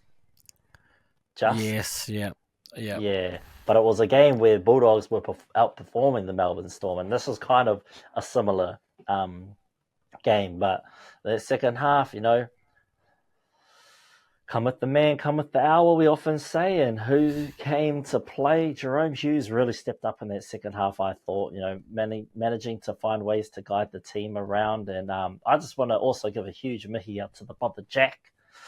Second game in the starting lineup, and our boy finally dotted over and scored a meat pie. I didn't put him down on my multi. I should have, because, I was close, but I was a week too soon. I don't know what it is about this Raiders side, bro. I don't know. Maybe they were just hard done by the bounce a little bit. Kyle Weeks looked good, I thought. It's just, this Raiders team, they started off with a hiss and a roar at the start of the season. We called them out on it. We thought, marginal. You guys, I think, have benefited from a luxurious schedule. I'll call it a luxurious schedule. It's a polite way of saying it. Looked kind of easy for yous anyway. You didn't look like a perennial team. You looked like a team that kind of just there or thereabouts. So looking at where they both are on the ladder, obviously I think Melbourne's a lock-in unless they lose every game between now and the end of the season. I don't think there's anything Melbourne need to do in order to make that top 4. Like you said at the start of the show, you've got Roosters, Storm, Panthers in no particular order, your top 3. So there's nothing really about them that I could say will help them or hinder them. And I don't think we have a time frame yet on Munster's return. He is slated to return in round 20, according to NRL.com's casualty ward, but everyone at Origin was saying he seems ready, but not quite ready, and they're not going to rush him because they'd much rather have him for a late push than push him, 8 games into the end of the season. Coates is due back around round 23, and he will be sorely missed on this team. He is a prolific try scorer out there on that wing, but that, I guess, would open room for. Does that put Sualovi Faolongo on the wing when Pep comes back? Could be. It would be one that you would think about, right? I mean, he's been good. Yeah. He doesn't really deserve to get dropped, so yeah, wouldn't be surprised.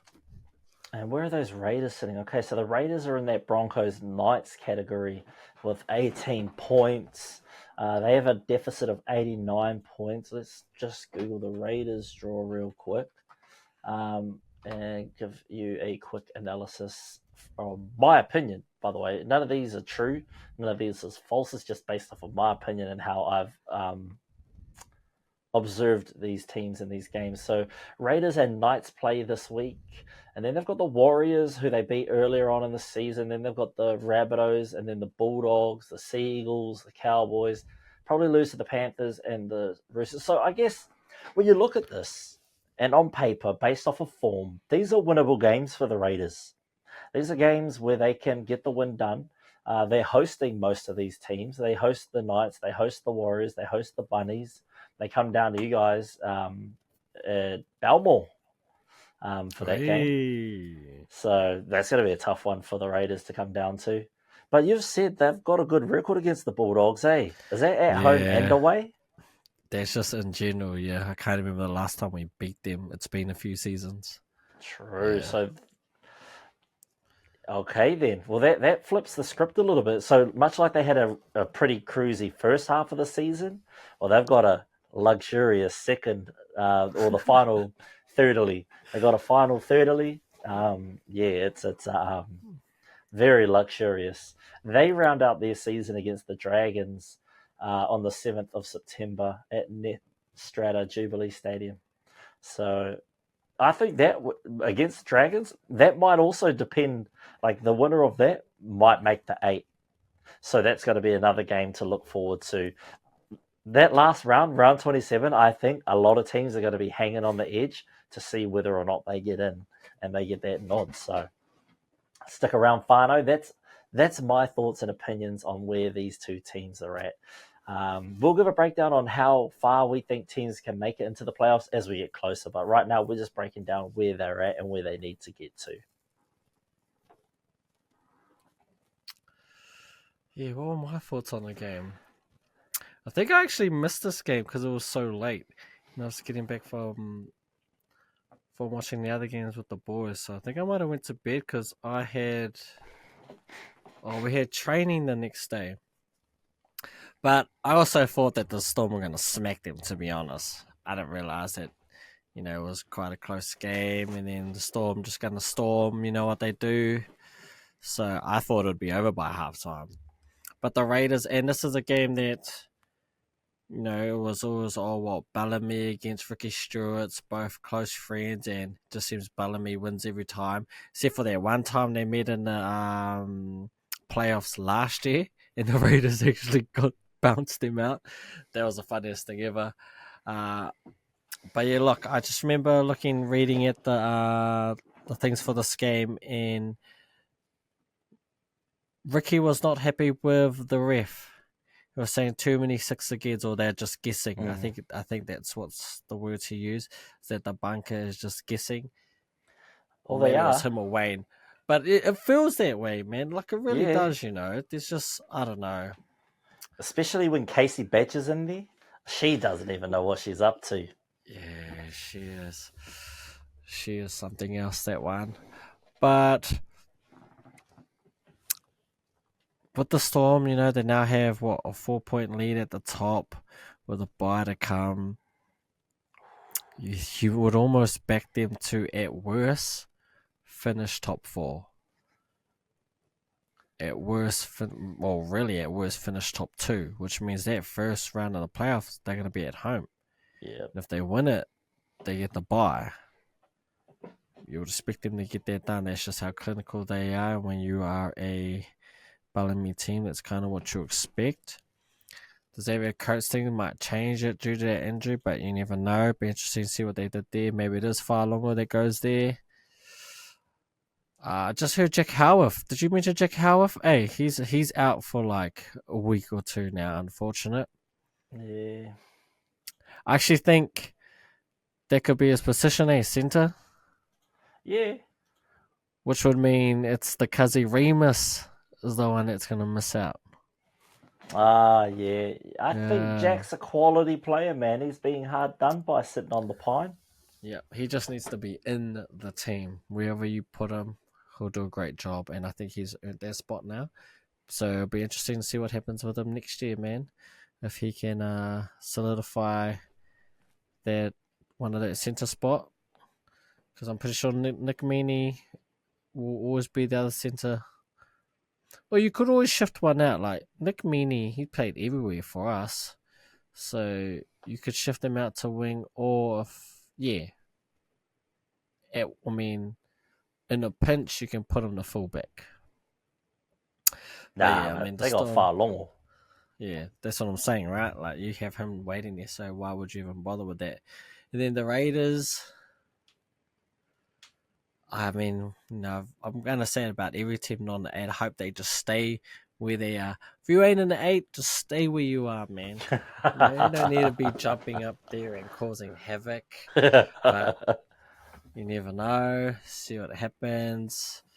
I think we'll know more in a few weeks.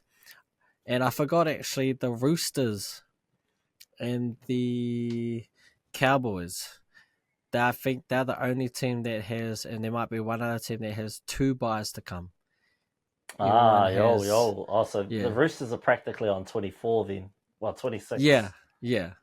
So the Roosters are pretty much already ahead of the Sharks, taking those buys into account. Which means they could sneak in, and we're talking Storm Roosters 1 and 2, with the Panthers being in their 3rd spot. How interesting will that be? Because then Panthers normally always have that first game at home. Now they got to go on the road, and they'll be on the road the whole way. Like if they lose that game, they get the next week at home. But then you're talking that prelim final is not going to be at Penrith, unless 1 and 2 both aren't there. That's the only way. I don't see that happening. Yeah. So yeah, man, what happened to them, in the game we'll talk about soon, might have big ramifications for the end of the year, something that we didn't see coming. Well, because But Panthers have one more bye, and it's next week. So that's it for them. No more free points. It's going to be interesting. I really don't like how you get points on a bye. Like, come on, bro. Like, are you really? You might as well just start everyone on 6 points. Yeah, true that. You know what I mean? So stupid. It is what it is, though, I guess. Yeah. And how teams can, like, jump spots because of the bye, Like, you don't even play, and all of a sudden you go from, like, 10th to, like, 7th. Like, A up to. Like, are you kidding me? But I won't carry on much longer. Congrats to the Storm. They're just going to do what they do. Raiders, maybe they're hard done by. I'm not too sure. Kyle Weeks, amazing trial. Give him that. Brother just put the afterburners on. Let it fire along, and you ain't about it. I didn't realize he was that quick. I will say that. Who, Kyle? I did not know he was that quick. Yeah. Yeah, nah, he's got speed, G. That's why I like him, He's quick. Okay. With a little bit more time and growth, I think he could definitely be a serious threat in the 7 jersey. Well, no, because Moses has speed. I was about to say, with speed like that, what do you think about putting him at fullback? But then you got to do like the carries, the backfield, and being a defensive person, so maybe not. Good problem to have, I guess. But I'll leave it there, and move on to the next game. Now, I do have to say, maybe you take the lead. Do you want the lead back? I feel as I should throw it back to you. Okay, well, I'll take over here. I did catch this game. The other two, I did not. I was grabbing feeds and whatnot, but and plus, I don't really care for the Roosters, so I'm never going to watch that last game. So, look, I'll talk about this game real quick. That whole question mark or that cloud comes back over way. He's not making it any easier for himself, but a lot of people are unhappy that he currently has 2 feet or a foot in 2 camps. Sorry, he's coaching this current team and preparing his future team.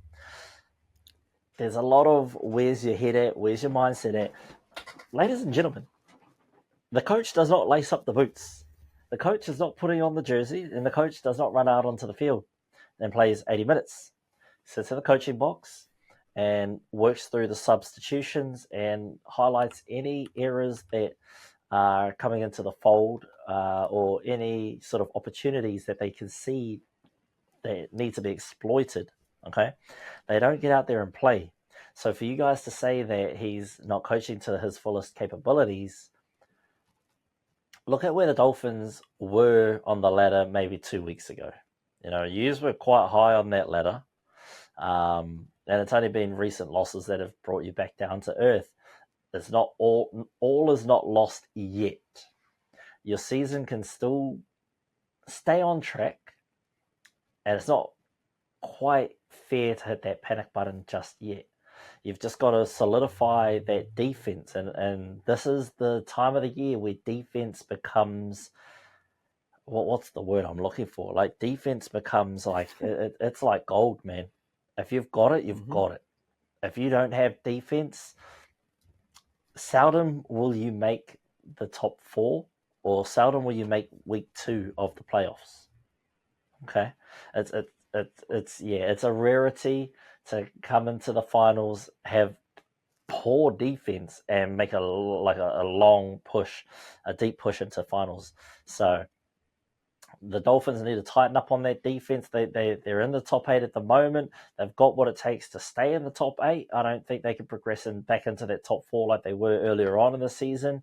But hey, if they pull their heads out their ass and get it back together again, they can definitely get it done. The Hammer won't be in town for a couple of weeks, but he will be ready to go come game 3.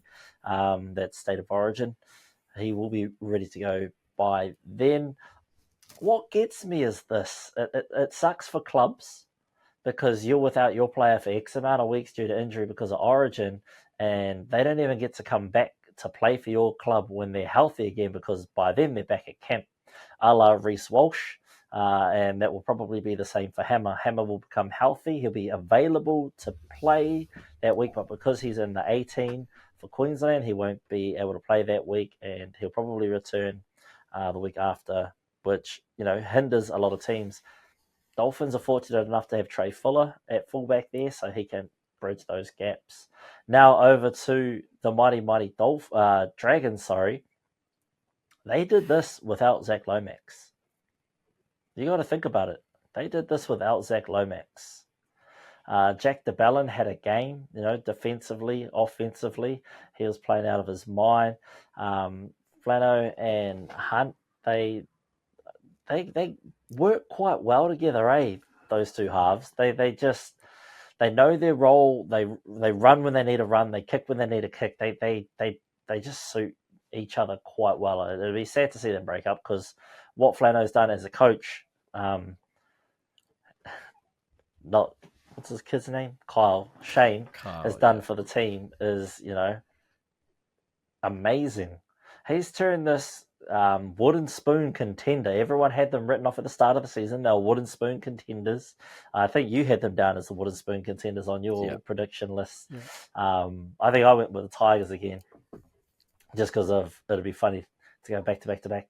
But he's turned Zach Lomax into an Origin winger, and I think he'd be leading the way too for Dally M winger. Or has that changed now? Because once you get sent off, that's... I'm not too sure. I think it might be, like if you get disciplinary action, you might be disallowed or like not allowed to win it. So I'm not 100% sure, but I'd say he's probably the favourite to win it. Otherwise, if he's had what do they call it, disciplinary actions against him this season, well then hard luck. But I'd have him as the leading Dally M winger. If not, there are at least top 5 in actual Dally M runners too, to score those points. It's nice seeing these Dragons do well. Jaden Sewer, I thought played really well.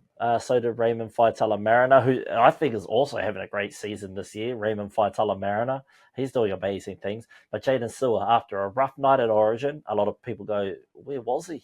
He went missing that game. He managed to back it up. He didn't get over the line, but he definitely made his presence felt in this game. Now, what do I think about the Dragons? What do the Dragons need to do to stay in the 8? Well, let's have a quick look. Let's go Dragons draw. Sorry, I just have to Google this.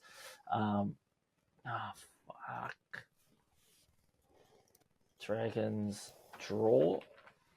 So we're going to take a quick look at this. With the Dolphins, I think will land 7, 8, 9, 10th, 11th, 13th at the lowest. With the Dragons, where are we at? Dragons, round 18. So they go to Allianz Stadium and take on the Roosters. I think that's going to be a tough ask for them to do. And then they take on the Broncos. I thought this game would be a difficult one for the Broncos, but the Dragons will be without Lomax and Hunt and Sewer. The Broncos will obviously be without Walsh, probably Cobbo, Haas, and what's his name? Kerrigan. Yeah, so it's going to be difficult for both teams. What's that, round 19? Oh, and we still won't have what's his name back either, so nah. Should it be too difficult for the Dragons? But in saying that, if their players don't come, like if DeBellin doesn't come to play, if Sloan doesn't attack, if Flano's not steering the ship, it's going to be a tough night at the office for the Dragons. I think it might be low scoring, just it'll come down to poor defensive efforts in that game. Then they've got a bye, and they've got a mixed bag. I think the Dragons have a mixed bag moving forward. The toughest teams are obviously going to be Panthers, Storm, and the Roosters this weekend. But other than that, they've got winnable games, man. They're playing the Bulldogs. They play the Titans. They could potentially win this game against the Sharks. If they win that game against the Sharks, it'll be a huge victory for them, and potentially sealing them in that top 8. And then they round out the season versus the Eels and the Raiders. So yeah, Dragons definitely they can definitely make the 8. I think their lowest they'll get is maybe 15th. Fair enough. I don't think I watched any of these. No, I missed all these Sunday games. Ended up crashing out from training on Sunday, then waking up pretty much at the end of them. But yes, I guess about time we give an apology to the Dragons. I didn't pick them to be the wooden spoon. I just thought their team wasn't all that quality. New coach. So that's kind of what I hung my hat on. But boy, have they proven me wrong. They have been playing like a top 8 team and deserve this spot in the top 8. Can they hold on? Yep. Do I think they will? I'm not too sure. I'm really not too sure. Dolphins, yeah, man, I'm with you. Like, right? Like, you got a coach that's seeing out his contract and trying to gear his things up for next year. That must be a little bit hard on him and a bit confusing for the team, right? I mean, what is he doing?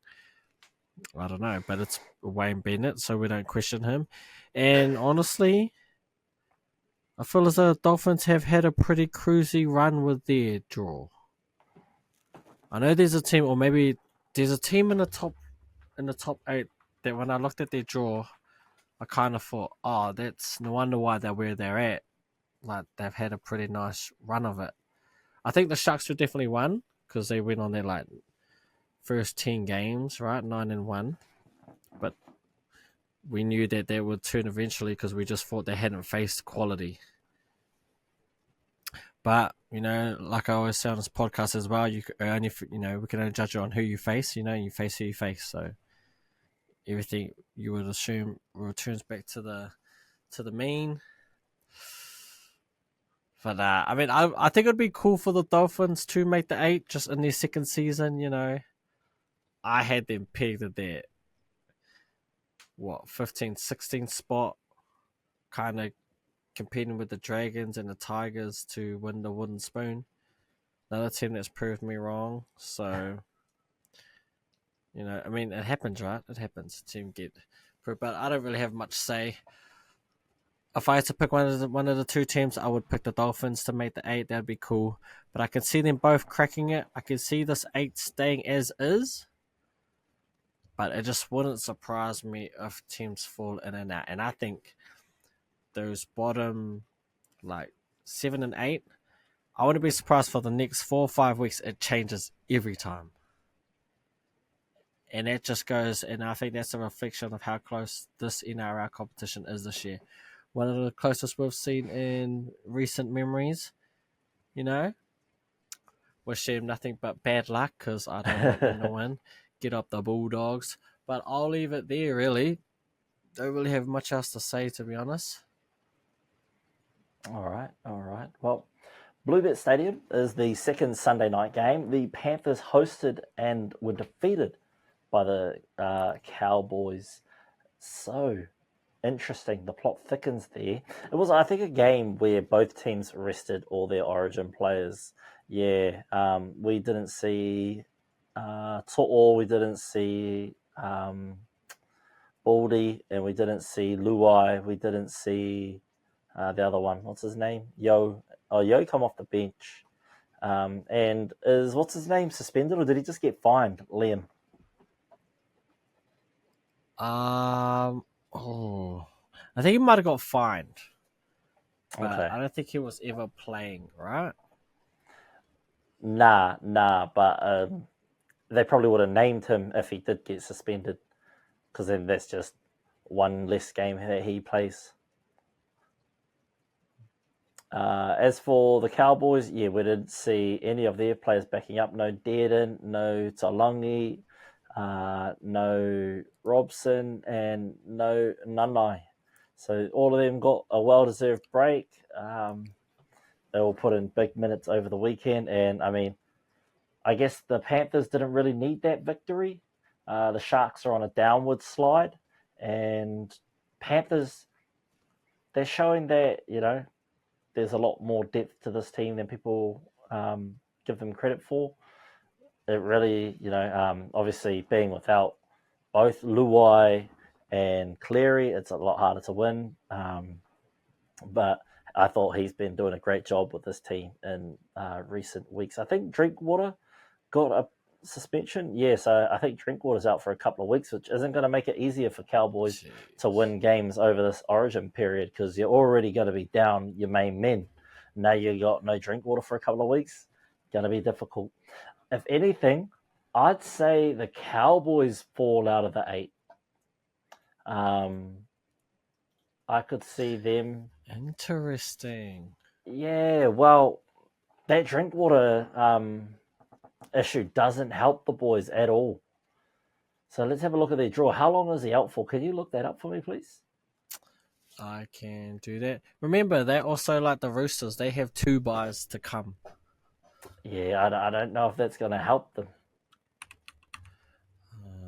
So they got a bye next week. You want me to see if Drinkwater's injured or suspended? No, suspended.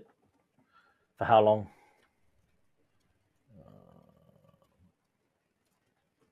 Okay.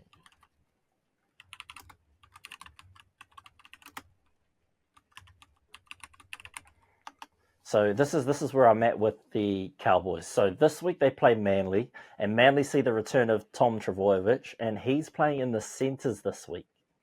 And then the Cowboys have that bye, so that's an extra 2 points. I do think Manly have a chance to beat the Cowboys. And then they come off the bye, and they play you guys. They host you guys, and then they play the Sharks. They get an easy-ish win against the Tigers. Then they play the Broncos. Hopefully Reynolds is back by then. Could change the outcome. They've got the Raiders, then a bye. Then they come back and play Melbourne. And they finish the season playing against you guys, which could potentially be the game that gets them into the 8. But I could see them slipping, man. There's some tough games in here. You guys aren't going to make it easy for them. The Sharks are going to be looking to hold on to their spot in the top 8. Broncos want to try and turn their season around, and hopefully by then it's started to turn. Storm aren't going to roll over easy, even though it's the second to last game of the season. If they have a clear gap on the Panthers, maybe they rest a lot of their players.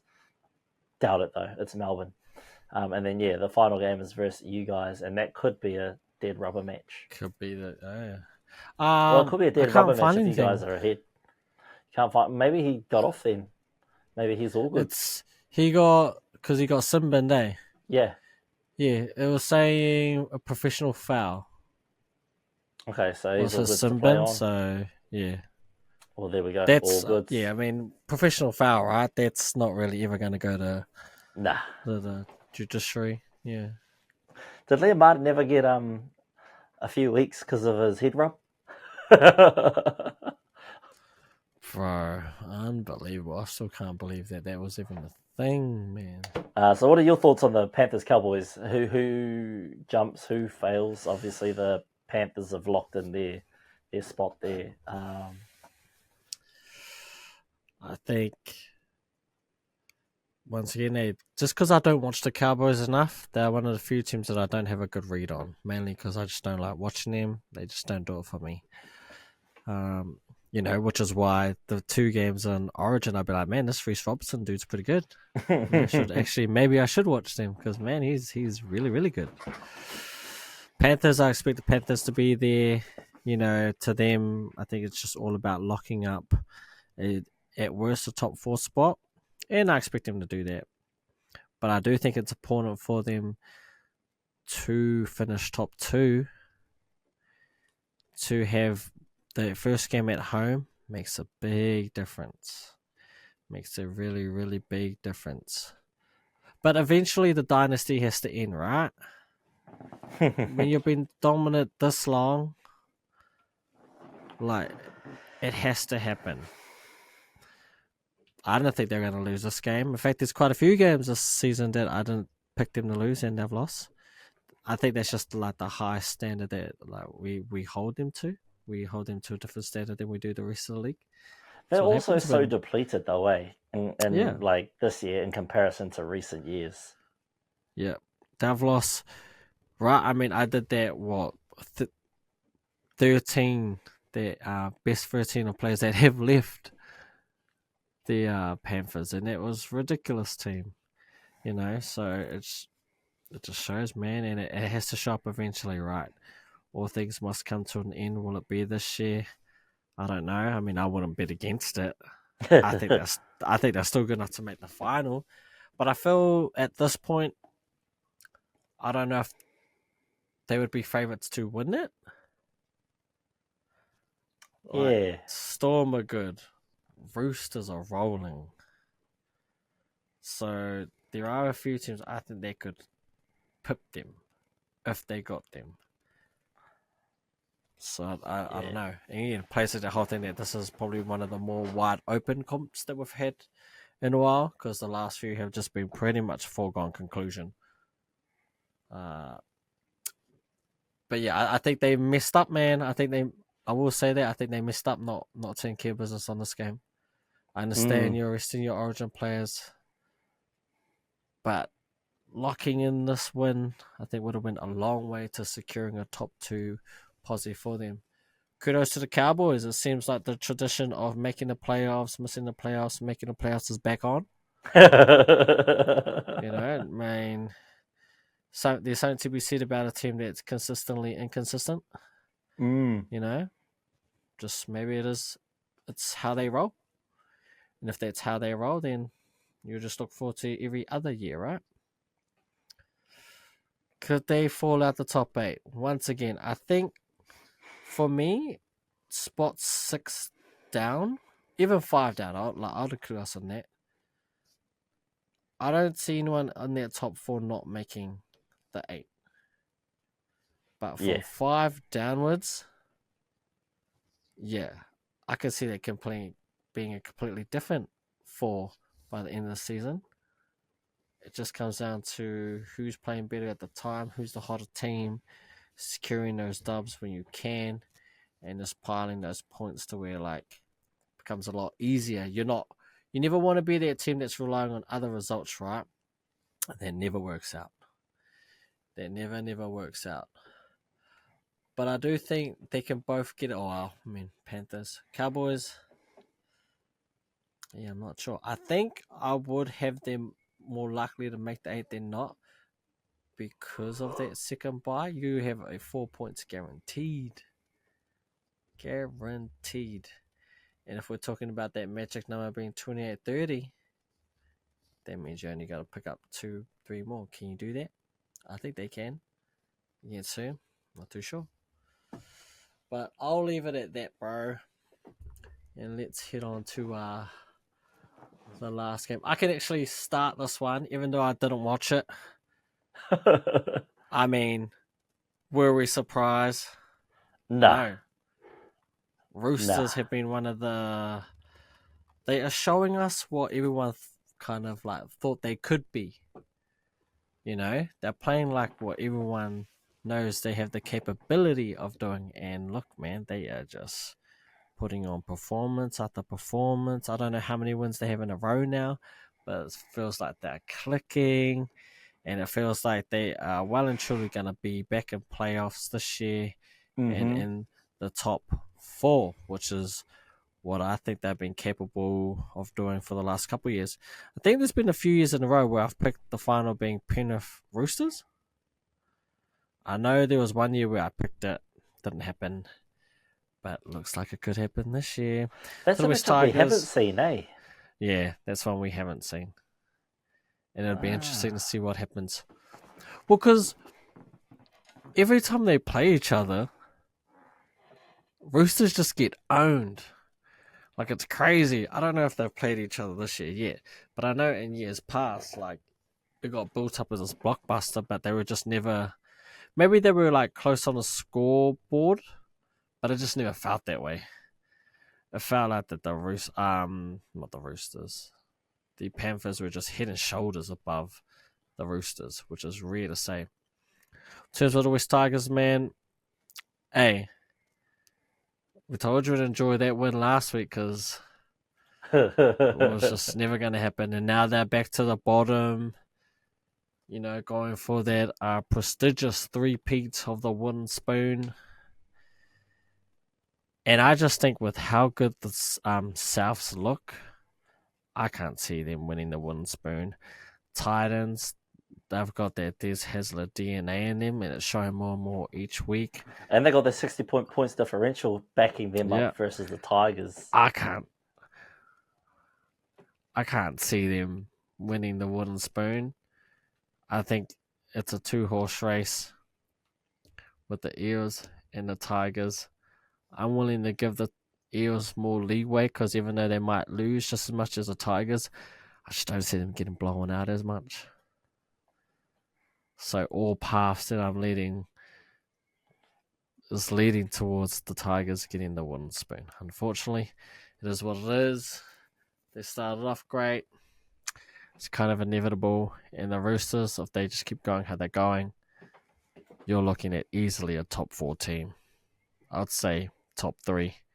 Can they push for the top 2? I don't see why not.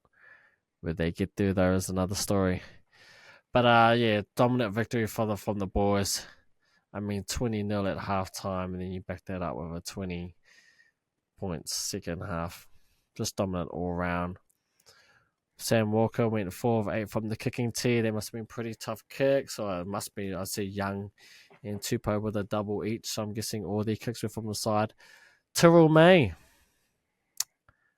Yes. I mean, I've been a big fan of his all year. He might be making an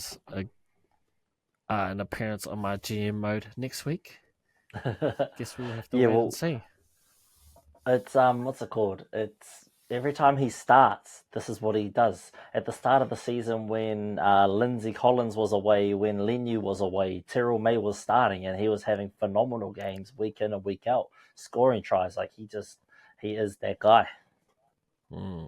Yeah, but nah, man, I don't have much more to say. Pretty predictable outcome, to be honest with you. And I think these two clubs are just going in opposite directions. I'll hand it over to you. Yeah, I agree. The Tigers have all but secured that wooden spoon again this season. The Roosters, on the other hand, you talked about that stat. Every time they play the Panthers, they just look like a shell of themselves. Well, earlier on this year, it was 16-22 to the Panthers, and the Panthers were without James Fisher-Harris. They were without Nathan Cleary. Who else was missing from this team? They had no Scott Sorensen in their team. They had Dan Laurie, Eisen Hughes, Liam Henry, and Maverick Geyer coming off the bench. The only main men there were Isaiah Yeo, Liam Martin, Moses Leota, Jerome Luai, To'o, May, Tango, Taruva, and Edwards. So even with a semi-depleted team, the Panthers still got it done versus the Roosters, who had everyone, it seems, except for Lindsay Collins and Spencer Leniu. So Leniu has yet to face his former team. Ooh. It's going to be a good one, man. Seeing Lenu go up against Fisher Harris and Leota. Yeah, and we won't see that until the finals. Yeah, so They're not the playing again. Roosters don't play. They don't play again. We won't see it until the finals. So the Roosters' upcoming games are against the Dragons this weekend. Then they face the bye round. They come back from the bye, go up against Melbourne. Then they take on Manly. The Dolphins have one more bye. Then they host the Eels, face the Titans, host the Raiders, and they finish off the season against the Rabbitohs, potentially destroying all hopes of the Rabbitohs making the top 8. And the Tigers, yeah, like I said, nothing will eventuate from this Tigers team except for misery. However, I will say, this season has been, a bright spark in Tigers' recent history. They haven't performed this well in recent years, so you guys, you can take that home and pin it on the wall. You had a great participatory year. It was nice to have you in the 17. Thank you for creating one more round for all the teams to play against. It's been an absolute pleasure. The Broncos probably still will lose to you guys. It might happen. I'm not saying that we're going to beat you guys, but we'll finish above you. That's all I have to say. That rounds out my opinions for that. I don't have much to say except for the Roosters just absolutely dominated that game. Where do they go without Manu? I think they'll be fine. I think if Jennings is healthy, he comes in. Suali'i's a couple of weeks off, I think. So 1 week? 1 more week, hey, Suali'i? Yeah, I think so, yeah. 3 games, eh? Yeah. So 1 more week.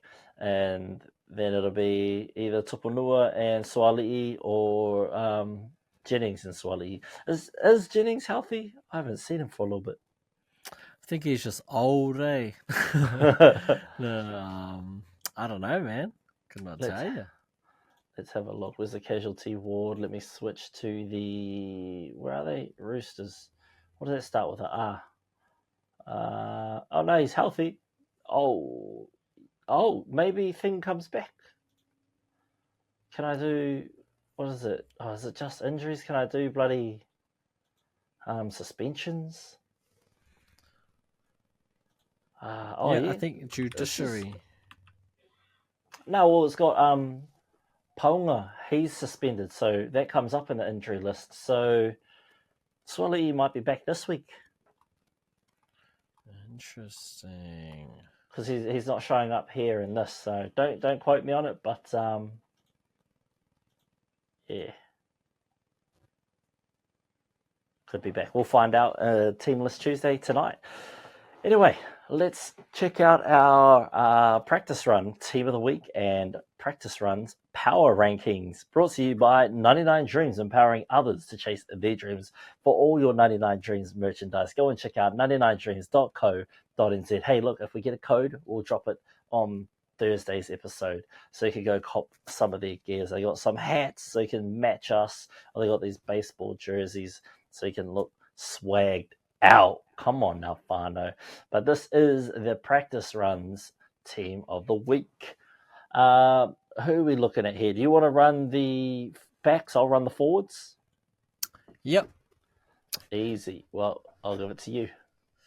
Yes, and kicking off your team of the week for week 17 at fullback, we have the return of James Tedesco.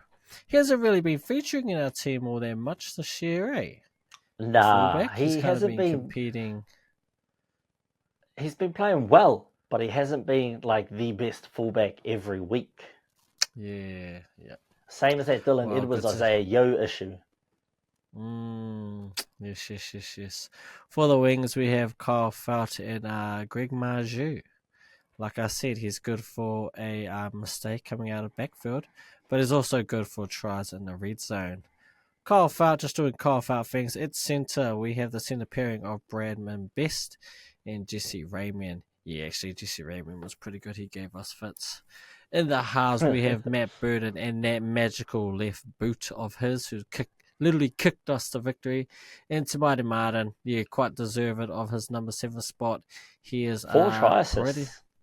He is coming into his own. Imagine, bit of a tangent, if Luke Metcalf never got injured.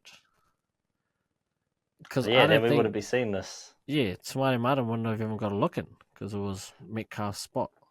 Would have been seeing the Tamati magic. Yeah, I mean, see what happens when he comes back, right? When Metcalf comes back, be interested to see what they do. Because I think the Sean Johnson Metcalf combo does work better than the SJ Tamari Martin combo. But that Tamati Martin Harris Tavita combo Yeah. works better than the Johnson See? Metcalf. Yeah. So I mean, be interesting to see what we'll happens. see But what anyway, that Webster is your backline concocts. for.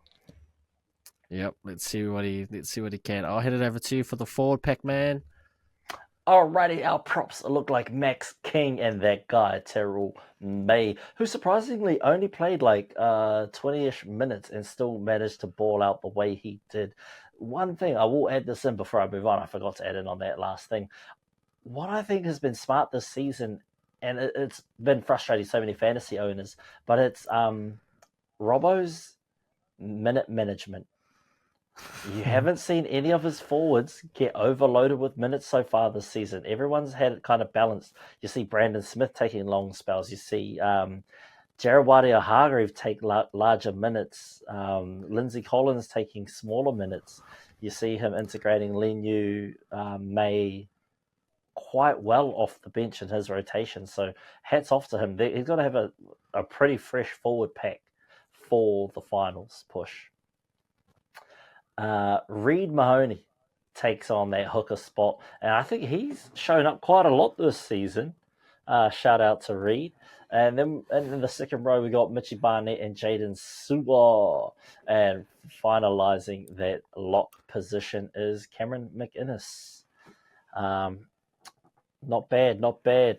It's so much harder to pick a 17 when it's sort of a smaller round, eh? Like there's not as much depth, and you're like, oh man, that team got blown out. Who do we pick there? Who do we go there? Anyway, over to the power rankings, the practice run power rankings, brought to you by 99 Dreams, inspiring others to chase their dreams. Go out and support the Kaupapa Farm. Go like, comment, subscribe to us, to 99 Dreams, and go check out Wrenched Throttle. It's a new channel that we just created for some fun, and hopefully we can put out some extra exposure. So go check them out. But let's go back to our power rankings. Do you want to? Should we start at the bottom or start at the top, brother? Let's go from the bottom. From the bottom to the top. Do you want to do it, or do you want me to? Yeah, you do it. You never actually sent it to me. No, I did. It was just earlier. It's further up in the chat before you went and got back as a PK. Up? But I got it. Here we go. In last place, we have the Parramatta Seals in last place. Behind them, or above them, sorry, we have the Wests Tigers. Then the Canberra Raiders in at 15th. At 14th, dropping from 12th, are your Brisbane Broncos. At 13th, up one spot from 14th, is the Newcastle Knights. Up one spot to 12th is the St. George Illawarra Dragons. Now, because there were so many buys, they couldn't jump as high as you would have expected them to. So holding on to 11th space for the third week in a row, because we don't change them during Origin period, and the Bunnies had the bye, it is 11th place for South Sydney Rabbitohs and 10th for the Titans, who are also having the bye. Because the top 8 were pretty much solidified, the Warriors couldn't overtake anyone, so they stay at 9th for the third week in a row, because Manly, Warriors, Seagulls held on to that 8th spot with their bye. Dropping from 5th to 7th was the Sharks, who we didn't deem pathetic enough to push them outside of the 8th, which is why the Warriors stayed at 9th. In at 6th is your Dolphins, down 2 spots from 4th. Up 2 spots is the Cowboys from 7th into 5th. And at 4th, you have 2's category Bankstown Bulldogs. The Penrith Panthers locked out that 3rd spot, dropping 2 spaces from previous weeks. Up 1 spot is your Sydney Roosters, and holding on to 1st place this week is the Melbourne Storm. I think this is the highest the Roosters have been since round 1. Yeah, Mm. this is the highest the Roosters have been since round one when they beat the Broncos in Las Vegas. So a few moves and a few shakers. There's lots to be worked on here. Again, this isn't a direct correlation to the NRL ladder. This is just our observations based off of performance week by week. And if there is a buy and you can't overtake that particular player, and if it's Origin rounds, we tend not to do one just because there's not enough games and you'd only be moving maybe one spot. So that rounds off the show. That's all from me. Thank you all so much. Go and check out Wrench Throttle. Check out all our social media pages, please. And if you love us, hit the bell icon for notifications. I'm going to hand it over to Tu for that final word. Yes, thank you, brother. Bit of a long one for us today, but hey, we had a lot to get through. I hope you like the new segment, MyGM. I think it's going to be a good one. See where our heads at and to try something new, because as we grow as a podcast, so will the segments. We're just trying to see what works out. So I hope you enjoyed. If you did, give us a like down low. If you didn't, comment as well, and maybe show us or respond to us and what you would like us to see. But as usual, I just want to give a shout out to those who are supporting us, both near and far. We really do appreciate it. But I might just cut it there, and then we will see you guys on Thursday for our preview show. Till then, as always, be safe, and I'll see you when we see you. Chur to the chur, ma te wa.